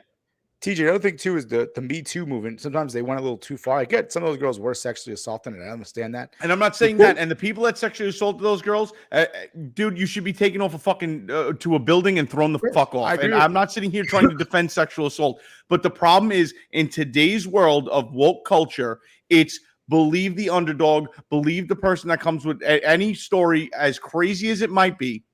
Okay, and just fucking stone the person because it's just very, I guess, anti-celebrity male at this point. Yeah. So Anthony, at one time the Aziz Ansari, there was like some random blogger did a story about how he sexually assaulted a woman, and it ended up being just like a really bad date, and it was like there was no proof of evidence that he actually went too far. And Aziz Ansari is really funny. Listen, sexual assault is no joke. I'm not trying to say that, but Aziz Ansari is a good guy, and like at this point, that was unfounded, and he's still doing what he's doing. Just look at Anthony, quick question for you. If DeShaun Watson is not the starting quarterback for an NFL team, do you think the grand jury comes back and says, yeah, we're going to go to trial? I'll be honest with you, and I'm not trying to defend sexual assault at all. Right. But if DeShaun Watson's not a quarterback of the NFL team, he's probably not getting 24 sexual assault cases in civil. It's not going to civil. It's going straight to criminal. And that's different. And I'm not talking about civil. I'm talking about in criminal court. Does he get tried if 24 different women came up and were like, yeah, he did the same thing to me? No, because there's not going to be any evidence, so they won't even put it up. The prosecutor wouldn't even put it up. It depends on the evidence. It really depends on the evidence. And that's really what it comes down to. I'm not saying, could I say definitively yes or no if somebody who wasn't an NFL quarterback wouldn't have gotten indicted? Yeah, maybe he might have, because no, who gives a shit? It's just a random guy off the street.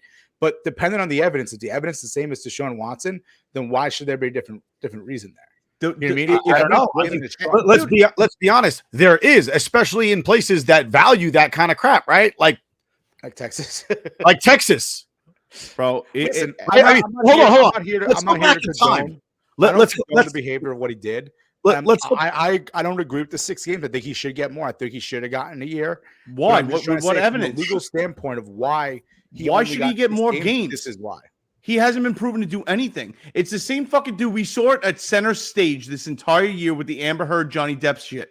Okay? And everybody believed Amber Heard. And what happened in the trial? Everybody in that courtroom, men, women, it doesn't matter, was at the end of all of that was like, this woman is out of her fucking mind, batshit crazy. We believed everything that Johnny Depp said. Why? Because is it true that you came home drunk that night? Yeah, I was fucking hammered. Oh, did you have drugs in the house? Yeah, I had drugs in the house.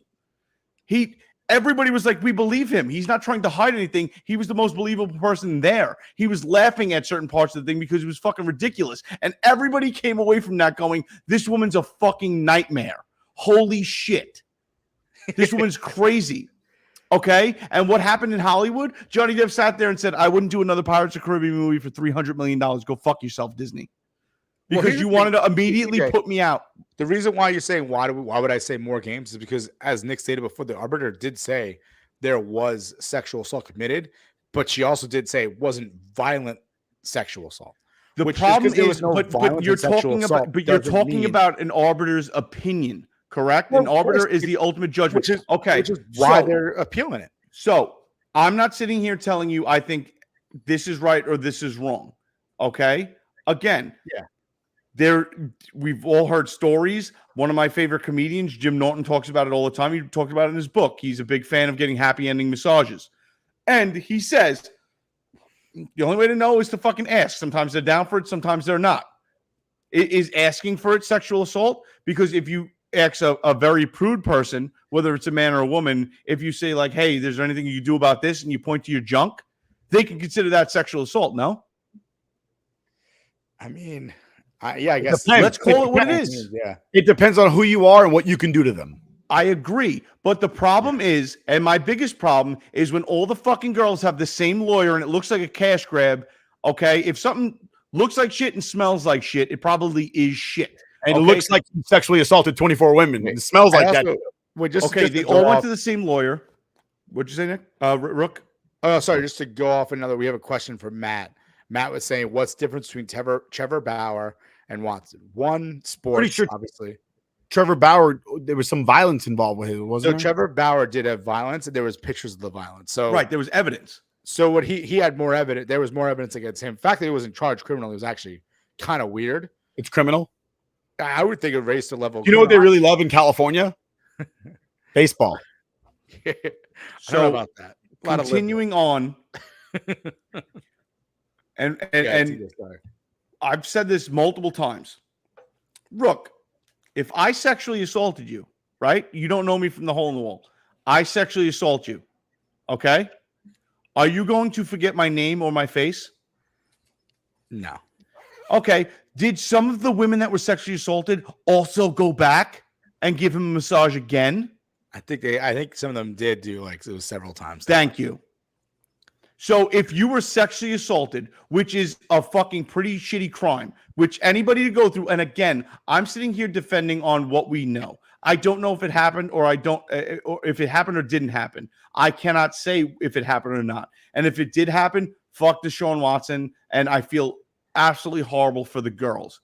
But from a common sense standpoint, if I am sexually assaulted by anybody, I am remembering your fucking face and your name for the rest of my life. And you cannot tell me on more than one occasion people went back and gave him another massage because we forgot who he was. Bull fucking shit. Bullshit. That is Especially when ridiculous. these are through text messages or like, Hold on. That's what I Will mean. you Like a concede, dating will you website, right? concede, TJ, that there's a possibility that of the 24, 25 women that accused him, I don't know, one of them is telling the truth? I'm not saying Or they're is that not. impossible as well? I'm not saying they're telling the truth or not telling the truth. I'm not trying to display what happened because I don't know what happened. I'm not trying to be biased at all. At all. Okay? It could have happened. It could not have happened. Either way, it's a shitty situation. It just seems like a cash grab from the outside looking in. Okay? That's what it looks like to me. And again, to any women that's watching this, if you think I'm being sexist or anti-woman, I'm not. I think the most fucking pro-woman thing you could do at this point, because of what's going on in today's world and the shit that happens, is when somebody like Amber Heard fabricates a shit ton of stuff to try to get money out of a divorce and then is found to be full of fucking shit, that person should, in the court of public opinion, be essentially stoned to death. They should be persona non grata because that's the person that's fucking it up for everybody else. I agree with you there. Every woman that walks into an office and says, oh, he grabbed my ass, and essentially it's a dude reaching for a fucking pencil and his fucking hip hits her ass and she wants everybody sued and everybody fired in $1 million lawsuit, is the reason why the dude that walks into an office and corners a girl and says, oh, no, we're doing this, it doesn't fucking matter what you think, blah, blah, blah, blah, blah, doesn't cast as much weight or as hard, it's not hitting as hard as it should. Okay? I agree with For you there. every Someone one like- person someone that's like Amber legit, Heard, yeah, someone like Amber Heard or people who just fabricate those stories, That do it's make it hurting worse it. for women who actually are sexually assaulted. They are the worst thing for women. They are worse than a misogynist for women because they are fucking screwing over every single person that is telling the truth and cannot get the truth out of the person that they are accusing. That's the worst thing you could do is all these situations where people are lying to try to make money. Okay. And that's why from the outside looking in, it just looks like a cash grab to me. They didn't prove anything. And because the court of public opinion and the wokeness that the NFL rather is trying to portray, they're going to fucking pretty much screw DeShaun Watson over. They're going to screw him over because it has nothing to do with what evidence may or may not have been procured or presented. It has to do with what everybody else thinks. So what everybody else thinks is going to sway how many games this guy gets because they have to save face, because they're a multi-billion-dollar organization and they don't give a shit about the individual. And that's the problem. If you don't have evidence and you couldn't even get it past a grand jury to prosecute this guy, how can you sit there and say we're suspending you and keeping you from making a living? And I'm not saying, oh, feel bad for DeShaun Watson. Yes, he's very well off. He's taken care of. Is the 6 games going to kill him? No. But in the end, if he didn't do any of those things, if he's just a dude that said, hey, you know what? I like happy ending massages. Can you do it?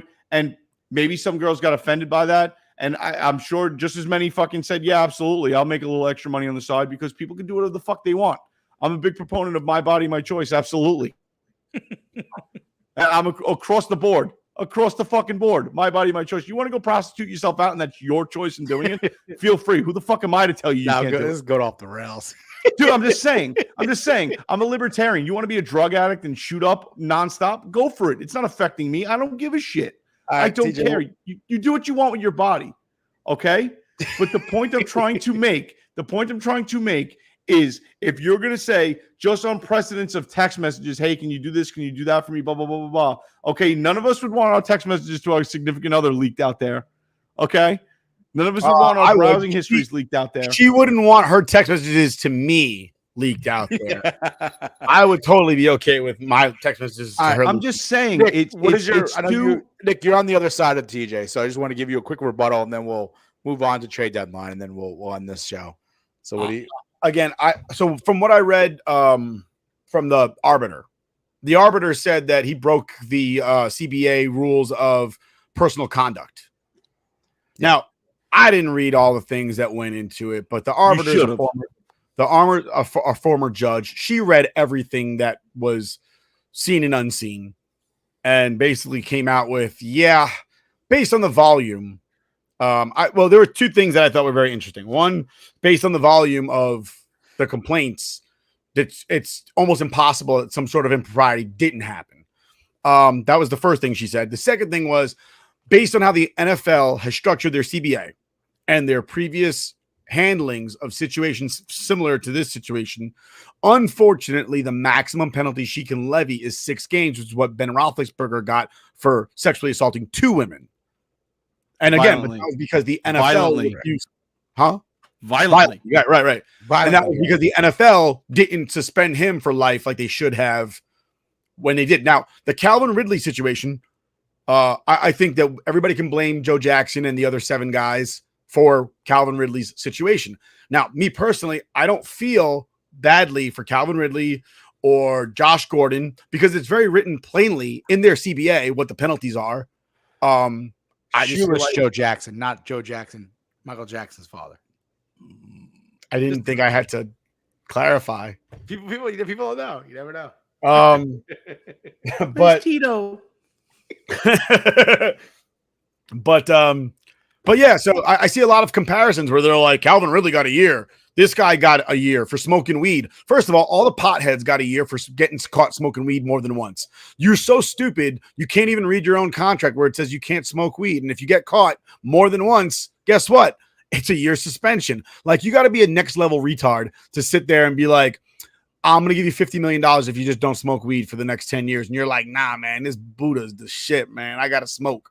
Like, you're an idiot. You're a full-fledged moron. I get paid tens of thousands of dollars and I don't do drugs because I'll lose my tens of thousands of dollars. And that is that level of privilege right there. You're that privileged that you think that you're above the rules. Say it, Ricky Williams. I'm leaving the NFL. Ricky Williams and Josh Gordon are both fucking morons, all right? Dude, But let's put it this way. I don't feel on the bad Ricky for Williams, hold on. On the Ricky Williams statement, they got rid of friggin' one of the funniest people they have. And what was the NFL pre-show on Fox? NFL Today or something like that?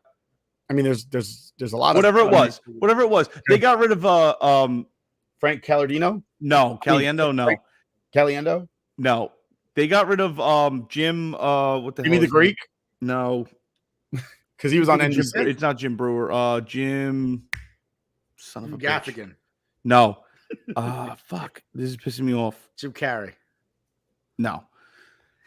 Whatever. They got rid of a comedian because he did a Ricky Williams skit of him showing up at Dan Marino's house in a Ricky Williams helmet, with the visor and stuff like that, with a bong, saying, "I got to get back in the league, Dan. You got to throw me some passes." What? Jimmy Kimmel? No. Shit. Adam Carolla? Jim Florentine. Sorry, Jim Florentine. Okay, hilarious comedian. Hilarious. And he did a skit on the NFL Today or whatever that pre-show was of him holding a bong and Dan Marino throwing him passes in Dan Marino's front yard. And then Dan Marino's like, "Ricky, you got to drop the bong." He's like, "Hold on." He's ripping bong hits. They got rid of him because they thought that was too insensitive. Like, the NFL is very placating when it comes to like non-offensive woke nonsense. They didn't get rid of him because it was offensive. They got rid of him because they wanted people to forget that Ricky Williams is a pothead. That's probably true too. My issue is if the NFL came out and said the evidence is clear that he at least solicited prostitution and that goes against the CBA or whatever else, and that's why he's getting the suspension bare minimum, I would support that 100% because yes, soliciting prostitution is fucking illegal in most states unless you're outside of Nevada, outside of Vegas, whatever. Okay, that is understandable, but it's too much hearsay. It's What's too much. The name of the place outside of Vegas? Cat House Ranch or some shit like that. Wow. Yes, I was about to be like, "Whoa, how'd you know that?"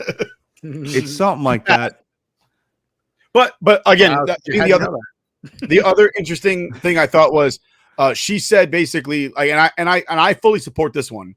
She said you can't make up the rules as you go along. Like, you're not trying to punish him because it's the just thing to do. You're trying to punish him because there's public outrage. Mm-hmm. Just like you only gave Ray Rice 2 games until everybody saw the video and was disgusted. And then you were like, no. Now it's 2 games before everybody sees the video because you saw the video. It's 2 games. It's 2 games after everybody sees the video. You can't sit there and wait for everybody to get upset and then change what the ruling is going to be. And you can't change changes to the CBA after it's already been agreed upon.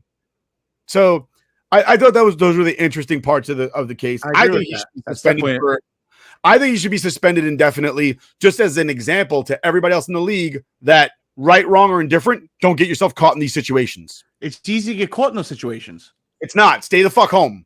It's not. It's not. Dude, stay home. I would agree. Let strangers rub your body. Only because I agree with you because if you throw the hammer at him and just slam him down and just put indefinitely or even say a year or 2 years, everyone's gonna be like, "Fuck, I do not want to deal with that shit." I don't even want. The same thing with gambling. It's the same thing with gambling. They didn't need to really. They gambled on baseball forever before those 8 guys did it in the World Series. Okay, but ever since they did that, everybody else, for the most part, except for fucking Pete Rose, everybody else for the most part has been like, you know what? It's not even fucking worth it. I'm not going to do it. That's so horseshit, though, because if you're a single guy and you go out to a bar and you pick up a chick and she decides after a night of fun that she fucking regrets it, she could turn around and say you raped her. I don't disagree. An NFL player, don't fucking do it. That's horseshit, though. That's fucking horseshit. Hey, it's you're making millions of dollars. Stay the fuck in your house. And it's not worth the millions to you, T. You're out of your mind. Wait, TJ, think about it this way. He didn't go to a bar and pick these girls up. He texted these girls through whatever means it was, whether it be an app, Craigslist, whatever it is. Yeah. And he had them under the guise of them coming to give him massages. Granted, yes. Would I get a massage from someone on Craigslist? No. Right? You go to a massage therapist, someone who doesn't know how to do massages. Essentially, but he from Jump Street, from fucking Jump Street, it's sketchy. No? Yes, it is. If you're a masseuse on Craigslist, do you think I guarantee you, if the prosecutor or DeShaun Watson's fucking lawyer asked those women in the situation of DeShaun Watson versus everybody else, how many times have you been propositioned in the same way? I guarantee you there's 1,000 other stories that they don't fucking look for prosecution because they're not millionaires, so you got nothing to gain from it. One thing is also too, people probably aren't going to answer that kind of DM or message, whatever it may be. If It's he's not sketchy enough. from I get jump. But what we're trying to say is it stops that kind of behavior to have that. I'm not guess, saying it's the hubris. right behavior. Again, I'm not to be like, hey, listen, I'm gonna ask these girls come over for a massage, and I'm also gonna ask them for a happy ending. I'm not gonna do anything about it. That's the again, behavior that NFL is trying to curb. And I understand. I understand that. That's But he's also fine. saying, I reserve the right to ask for happy endings. I understand everything you're saying, But and I'm would not you- saying what but he I'm saying- did was I'm right. saying, TJ, your point is that anyone, if you go to any guy or any athlete goes to a bar, hits on a girl, and they go home and everyone says, oh, he raped her afterwards. That's different in the situation here because obviously when it comes to going out to a bar and you're talking, you guys are flirting, it's very different than you saying, I want you to come over and have a massage and then be like, well, now I want a happy ending. And that raises the level of sexual assault. So that's why people are looking at it where like it's that guise of being like, I just want a massage, come over, and then raising that level to it being more than that. Unless there are text Where are you at that messages. point? I agree Where are with you when that happens? When that transaction happens, where are you? Let me ask you something. I'm saying, like, if you're in your own home, like, say if you're in your own home, you're They're in his house. In a common sense his world, house, and like she doesn't have any option at that point. There's also like of course that. you have an option. You walk out the fucking front door. And you get murdered on the way. None of them were any of them violent. No, none of them were violent. Was there ever even a charge or an accusation of kidnapping or somebody not being allowed to leave? No. But Thank you. Cut the fucking shit, dude. Cut the shit. At the end of the day, you're not going to put in text messages. Okay, you're not going to send a text message and email X, Y, and Z of you doing something illegal, are you? Because if you do, you're fucking stupid. You're stupid. No shit.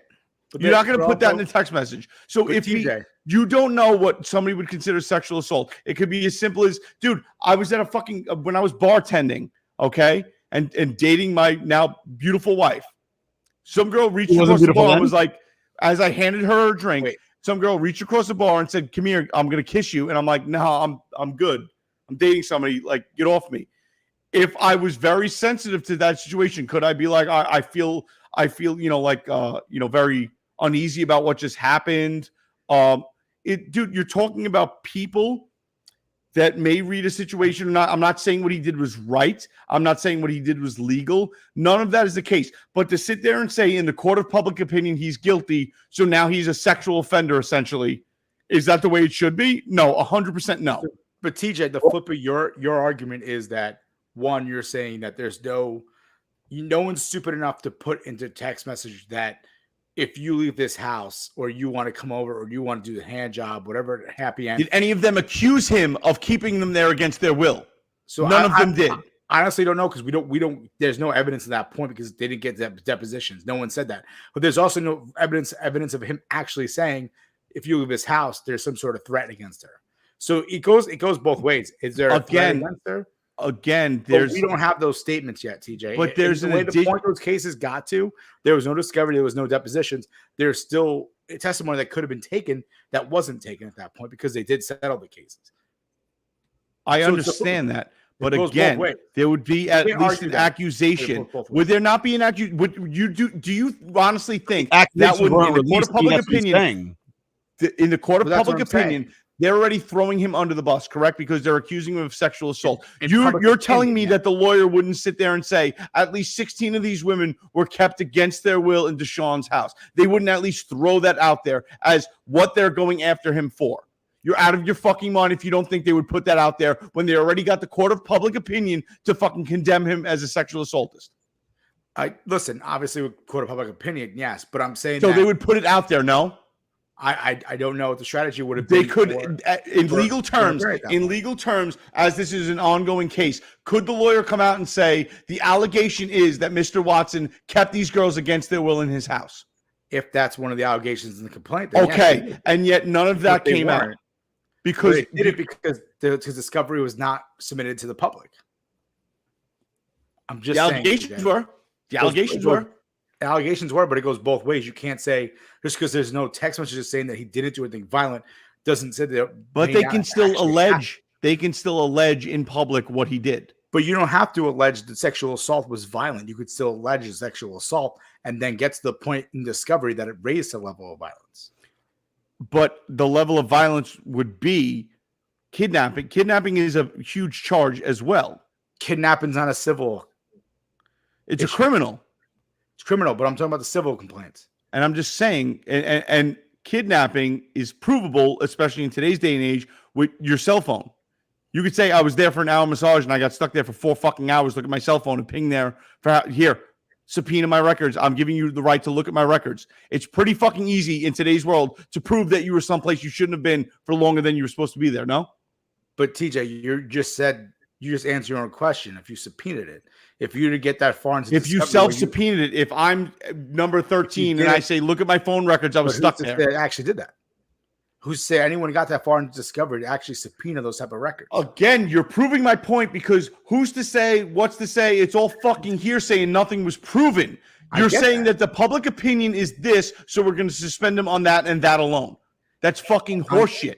I'm saying if the full discovery. If we were going by public opinion, every Jet fan would say, seriously, if we're going by public opinion, every Jets fan would say, in all honesty, if you do not take Tom Brady and give him the fucking electric chair, you're monsters. But that's not the same thing. It is the same thing. It's not the same thing. People are fucking stupid and they will believe whatever they're fed. Yours is much further than what it's not, dude. You're condemning a guy and taking away money from him because public opinion is that he did X, Y, and Z, and you're going to an arbitrator who has the ability to decide by her personal preference and her biases or his biases what happened and what went too far and what didn't go too far. And I'm pretty sure we can all agree that if you line 10 people up in a room and ask them a question of where's the line, you're going to have 10 different answers. Of course you will. But so it's especially the outcry for there needs to be more games, all this other shit. Fucking prove something. Okay, because the only thing that it's proof of is that all these girls are using the same lawyer. Most of them have settled so far. So all it seems like they want is to fucking get money out of it and walk away. Well, the law already told them that they're fucking assed out. They might as well get something. Yeah. The criminal law already said we can't help you. Sorry, lady. Go walk it down the street. All these cases settled after the fact the criminal indictment went away. Again, do you know or do I know what happened? None of us do. So how can you condemn somebody because with no proof and none of us know what happened? Because obviously there was enough proof to give him 6 games. So why couldn't there have been more proof to give him even more games? But the reason why there wasn't enough games because of the CBA and the precedent that was already I can set. sit here and say there's enough proof to If show. the NFL was tougher on sexual assault and domestic violence, you wouldn't be in a position where you only get 6 games.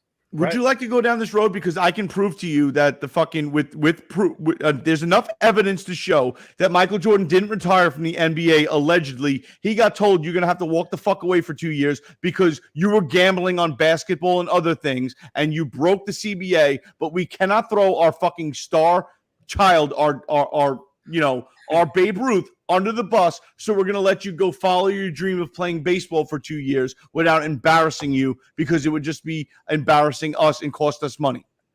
Would you like to go down that road? We're all there. We already believe that. So, but that's the problem.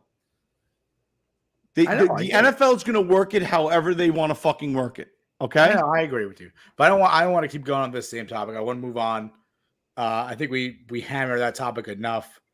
But let's get to the trade deadline. Hold on. Before we get there, ladies, if you're sexually assaulted, to stab the motherfucker in the face. End it right there. And let's take a quick break for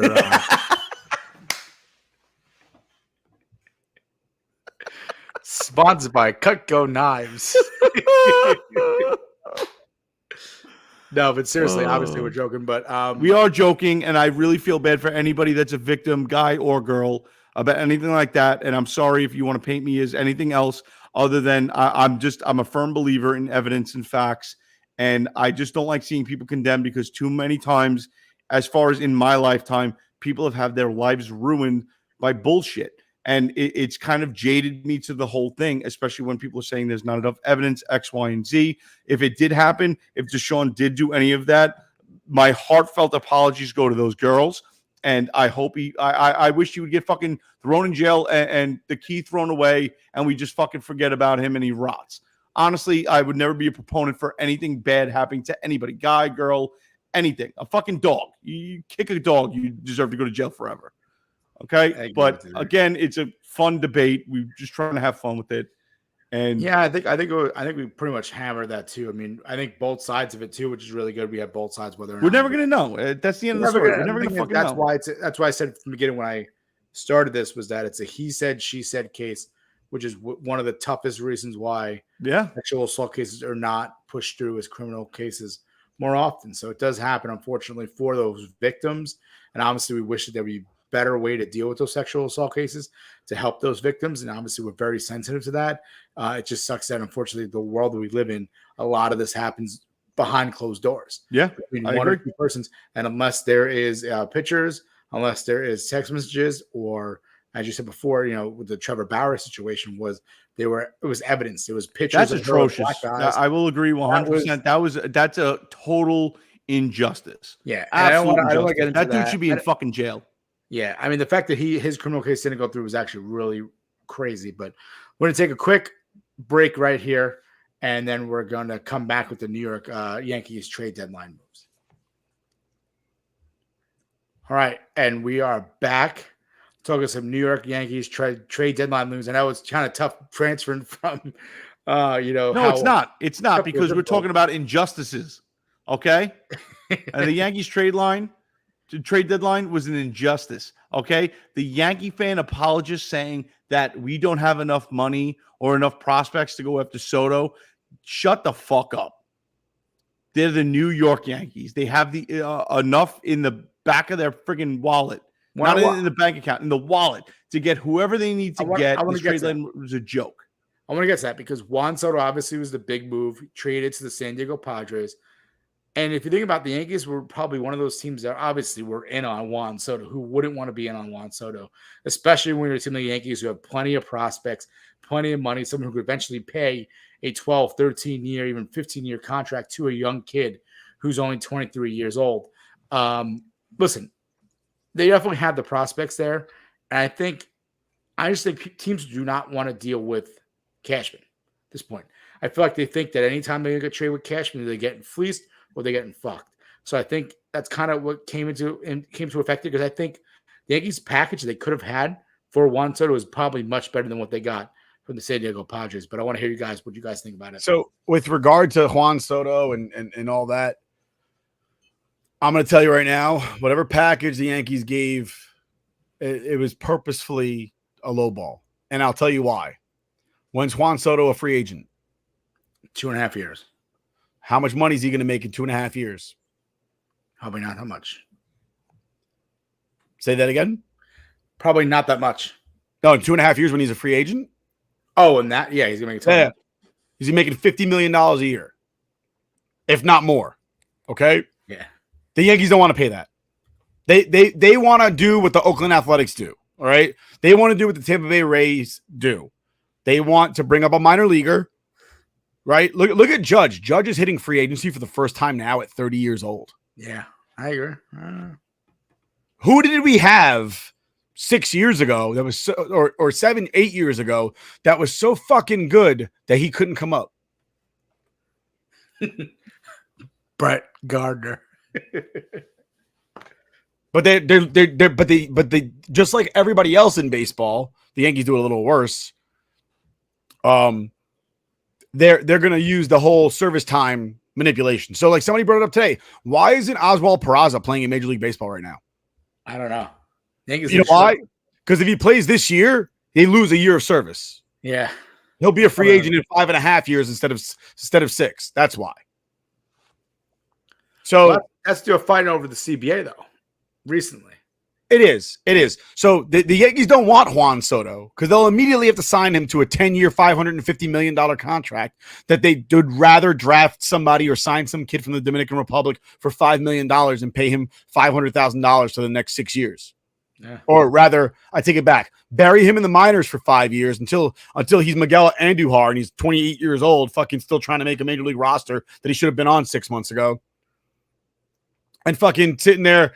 And now he's 26 years old. And now they have 6 years of control from age 26 to age 32. And he's 32 years old. He just hit free agency. That's what the Yankees want to do. So they never wanted Juan Soto. They wanted him. They want a talent like him, but they don't want with that price tag because Hal Steinbrenner is a cheap piece of shit.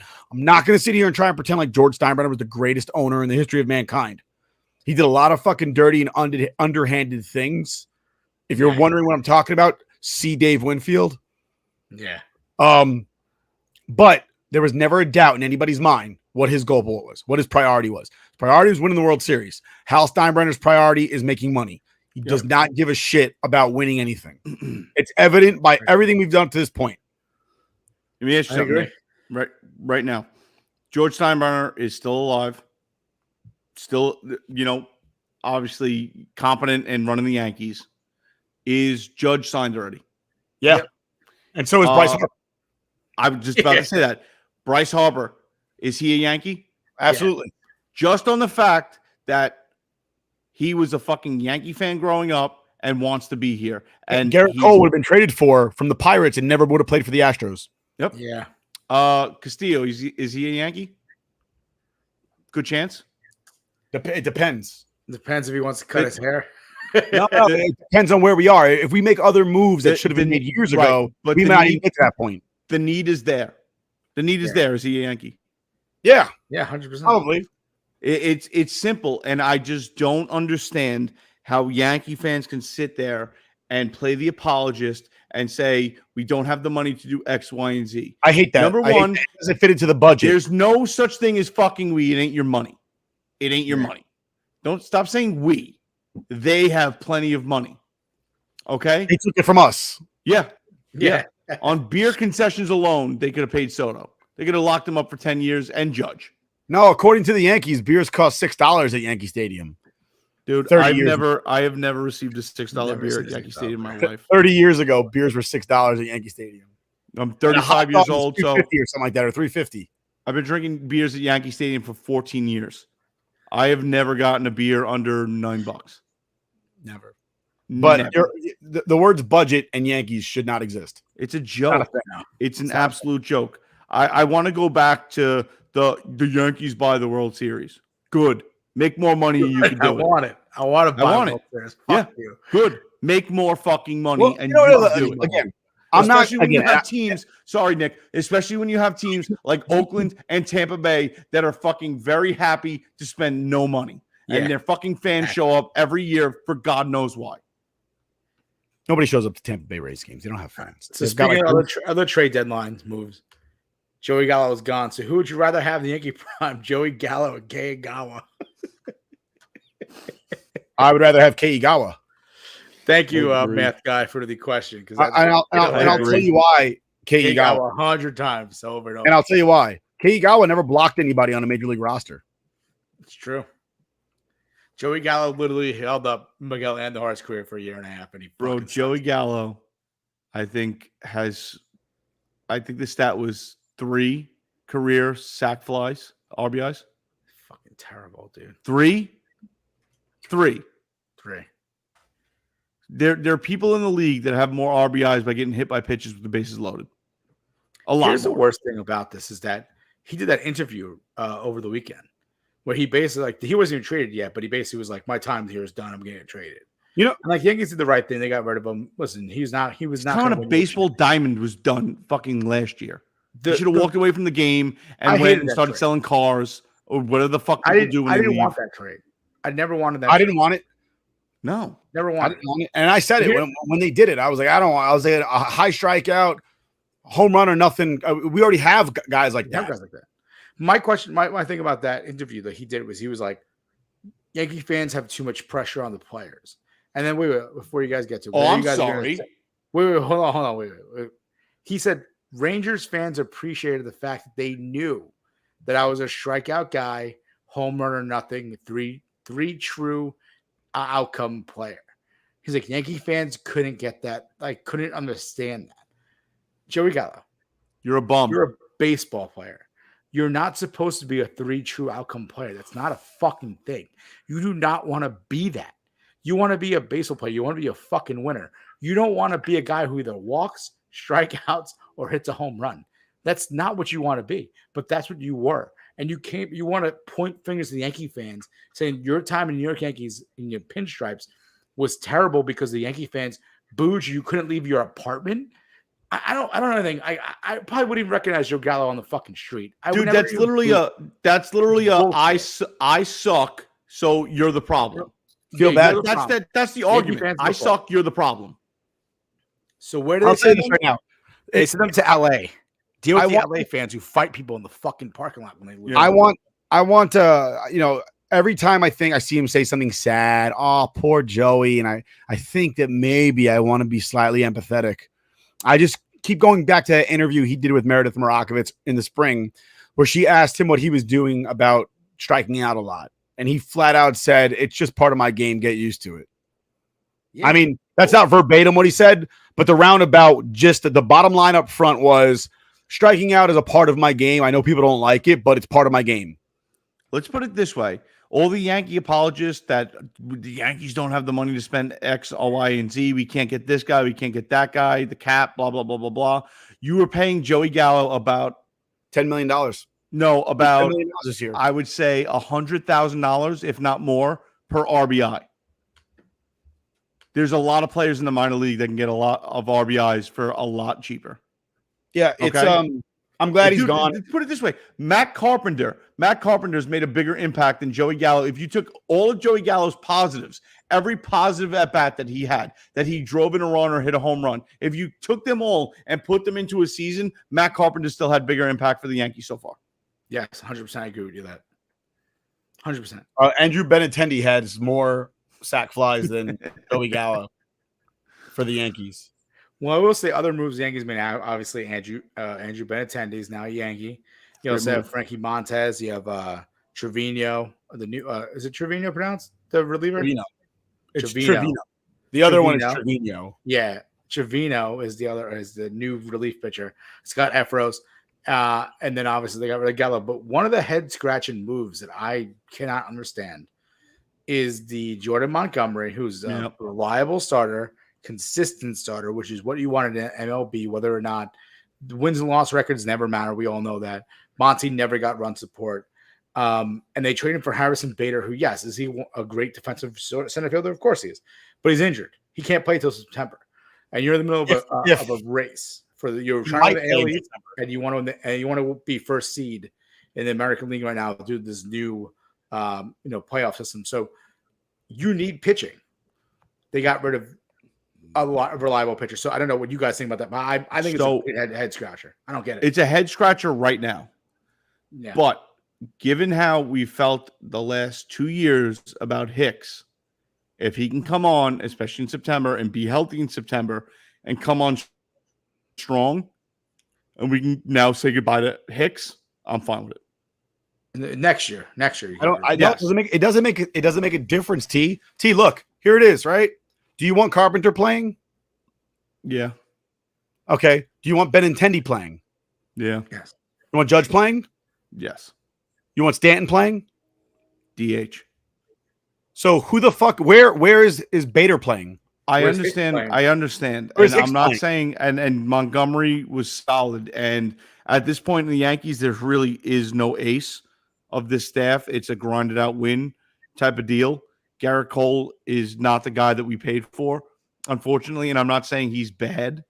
It's just that spider tack shit bit him in the ass. Yeah. He's not that. He's not that guy that we thought was going to be lights out 20-game winner. You're getting a win every time that guy's on the bump, or at least pretty damn close to a win every time. It's the Yankees don't have an ace. So somebody like Montgomery giving him up out of this lineup, yes, it's a big hit. It is. But if we can get rid of Aaron Hicks in the offseason, I'm fine with it. I don't fucking. Somebody told me, they're like, oh no, that they got Bader in case they have to get rid of Judge, in case they can't re-sign Judge. They better. I'm telling you right now, if they don't fucking re-sign Judge, I'm not watching the Yankees anymore. If they let Judge walk, it's Egregious. I can't support a team that does that. I cannot support a team that allows that. George would never. But I will say this about the pitching staff for the Yankees this year. That's been pretty pretty like a lot of camaraderie between them. They've all, I'm not saying it's not, and I'm not saying they haven't been solid, but we don't No, have that I'm guy. not saying that. But yeah, so my point is, Jordan Montgomery is not that guy, but he's part of the guys. Yes. Right. When they warm up before every start, they were all like Garrett Cole, Luis Severino, Nestor Cortez, all those guys hang out in the bullpen. They watch each other's warm up for the game that they're starting. They have each other's back. So you have Jordan Montgomery, who's part of that like brotherhood. And you're basically just saying, we're going to pluck him out, move him out because we want to get a better defensive center fielder who's not going to play until September. Maybe. To me, But honestly, how much more does September count, though? I blame Garrett Cole's bad start on that today. I'm kidding. I'm kidding, obviously. But here's my problem, right? You fuck up the camaraderie. You fuck up the locker room at that point. Here's my problem, right? The Yankees just traded for Frankie Montas. Yeah. Is he going to pitch well in New York? We don't know. We have no idea. But everybody's sitting there saying he's a sold commodity. Show me his playoff numbers. Has he made that? He's got like 2 games that he pitched in the playoffs, and they were not impressive at all. All right. So we got rid of Jordan Montgomery, who I know can pitch in New York to a certain degree. 3.5 ERA. His ERA is just as good as Tyone's and fucking Cole's, and he makes less money than both of them. Okay. Yep. Herman, who's been up and very down for the last 3 games that he's pitched. Severino's out until September. Okay. Yep. So you got Cole that you don't know what you're getting out of. Nestor Cortez, who's on an innings limit. Yeah. Montes, who he could end up being like Sonny Gray. I hope he doesn't. I really hope he doesn't. But I've seen plenty of players come from teams that nobody gives a shit about, play for the Yankees, and they can't perform. One just left town. His name is Joey Callow with a K. With a K. With a fucking K. Okay. So we're talking about Cole, who we've all agreed that like he's not the guy that we thought he was. Cortez, who's on a innings limit. Herman, who's up and down. Montes, we don't know where we're getting from him. And Tyone, who to me he was a right-handed version of Jordan Montgomery, but except he got paid more money. Like I'm not ultimately impressed. He's a reclamation project, like a lot of our pitchers are. And I'm not saying he can't perform. I'm saying is that where we are right now in the rotation, for anybody to sit here and say we're guaranteed, I think we have 3 question marks in our rotation right now. Actually, if you really want to look at it, all 5 are question marks at this point. We could lose on any given day. There's no day of the week where you're looking at that rotation going, we got a guaranteed 1 win per week. But best case scenario, Montes and Cole light it up. The last, I honestly, I love Nestor Cortez. I love his attitude. I don't think he has enough energy to keep going the way he's been going for the rest of the year. So now we're talking about losing 3 games out of every 5, right? I think if they lose 3 out of every 5, they end the season at 93 and 69. They are not the number 1 seed. No, they're not. That's the problem. I disagree with you on Cortez. How they can keep it up. I think we've seen him look more than human the last few weeks. Here's the problem with Cortez, and this is not. I love Nestor Cortez. He's been a great Yankee so far. I think he's exceeded expectations. Well, he has. Absolutely. He only pitches 5 to 6 innings. You're always relying on your bullpen when he comes in. So it's not a guarantee win. He's not going to go in the I understand, but what is that? 1 less than norm at this point? It's 1 less than norm. No, he's 5 or 6. You're lucky if you get 6. Dude, but is that an indictment on him, or is that an indictment on the fact that fucking Chapman sucks? No, it absolutely is an indictment on him, because if you can go 7 innings, so if everybody in that rotation, for the most part, everybody on this rotation right now can only go 5 innings. Yeah, Montgomery averaged 6. Yeah, everybody else goes 5 except for Montes, who we don't know what we're going to get from him. He could be a bust. I don't know. He could be the next Sonny Gray. Comes to New York, pitches great in the big ballpark in Oakland, where nobody's watching him play, and he's the star of that team because they have the lowest expectations in the history of the world. Comes to New York, where people actually give a shit if he wins and loses, and just implodes and complains about how we were mean to him and he couldn't leave his house. That could be the situation. I hope it's not. I really hope it's not. But that could be the situation that we're dealing with. New York is not Oakland. I take it back. The Bronx is not Oakland. The Bronx is not Queens. Yeah. I'm going to give let's do everyone last wrap up on the trade deadline I guess grades if you want to go for the Yankees. What do you want to do, Nick? The Yankees get a B+. They need another pitcher. They got Montes. They could have gotten a little bit more. They got rid of Montgomery, which still perplexes me to this day. You never trade for damaged goods, ever. I didn't even know you could do that. Trade for a player on the IL. That's unheard of. The Padres get the A for me. TJ? I agree with the Padres. I think the Padres get an A+ at this point. And the Yankees get a B just on the basis that they got rid of Joey Gallo. Right? Thank fucking God, because Hal was going to penny pinch run him out because he's getting paid. So run him out there even though he's useless. We still have Donaldson. Don't forget it. Who not on top of not being able to play baseball is a doucher. So yeah, I'm gonna go B- only because I really don't think they improved the team, but they improved the team enough where their strength was or their strength needed. Or improve it needed. I don't know what I'm saying anymore. Where the reinforcements were required. Yeah, well, the reinforcements required was the pitching staff. So you brought in Montez, and I'm like, this is fucking awesome. You have Montez, Cole, Monty, and then it's like, whip, not so fast. Monty's gonna be gone. Cardinals. A. I'll give you guys an A. Forget Monty because Monty's a really good. He's gonna be a good pitcher. He's solid. He knows what he's doing. He's able to handle the pressure in New York. He'll be able to handle the pressure in St. Louis. And listen, Yankees never gave him run support. So people who say, who gives a fuck about Monty leaving because his win-loss records, whatever, was 9-10. It's 9-10 because there's no run support. And he had 3 bad starts. Those people only started watching baseball in July. He's been bad as late. He had a bad start at the Mets, but. Listen, I mean, you just had Garrett Cole give up 6 runs. You had Taillon give up 6 runs. And you're not saying we should get rid of – you should be crying over Taillon leaving. They should have got rid of Taillon, if anything. I would have got rid of Taillon over Monty, but that's just me. But, I mean, listen. Just for the mere fact that Monty's left-handed. Yeah, he's a lefty. I think the Yankees have enough team – has a team that could make a push for the playoff runs. But I think without that pitching staff, I don't know if they can win a World Series. And that's the truth of it. I don't think Monty was the difference maker in that, though. I don't think I'm not blaming Monty for the fact they don't have a good pitching staff. I'm blaming the fact that Garrett Cole, he's not a stopper. He's not a guy who's going to go in there and just shove every 5 days and just completely dominate the game. We know that. We've seen that. You have Nestor, who's a question mark. You have Luis Severino, who's going to come back from injury after a 60-day DL. Who knows if he's going to be good. You got rid of JP Sears to get Montez and Trevino. So your pitching staff is pretty depleted right now.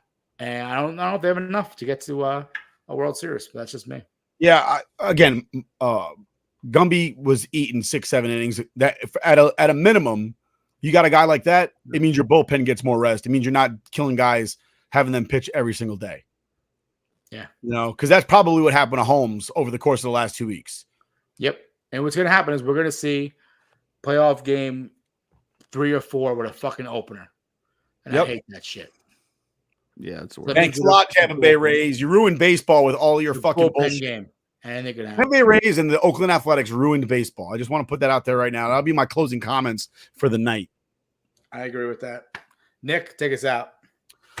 Well, thank you for joining TJ on the Scoreboard Addicts podcast.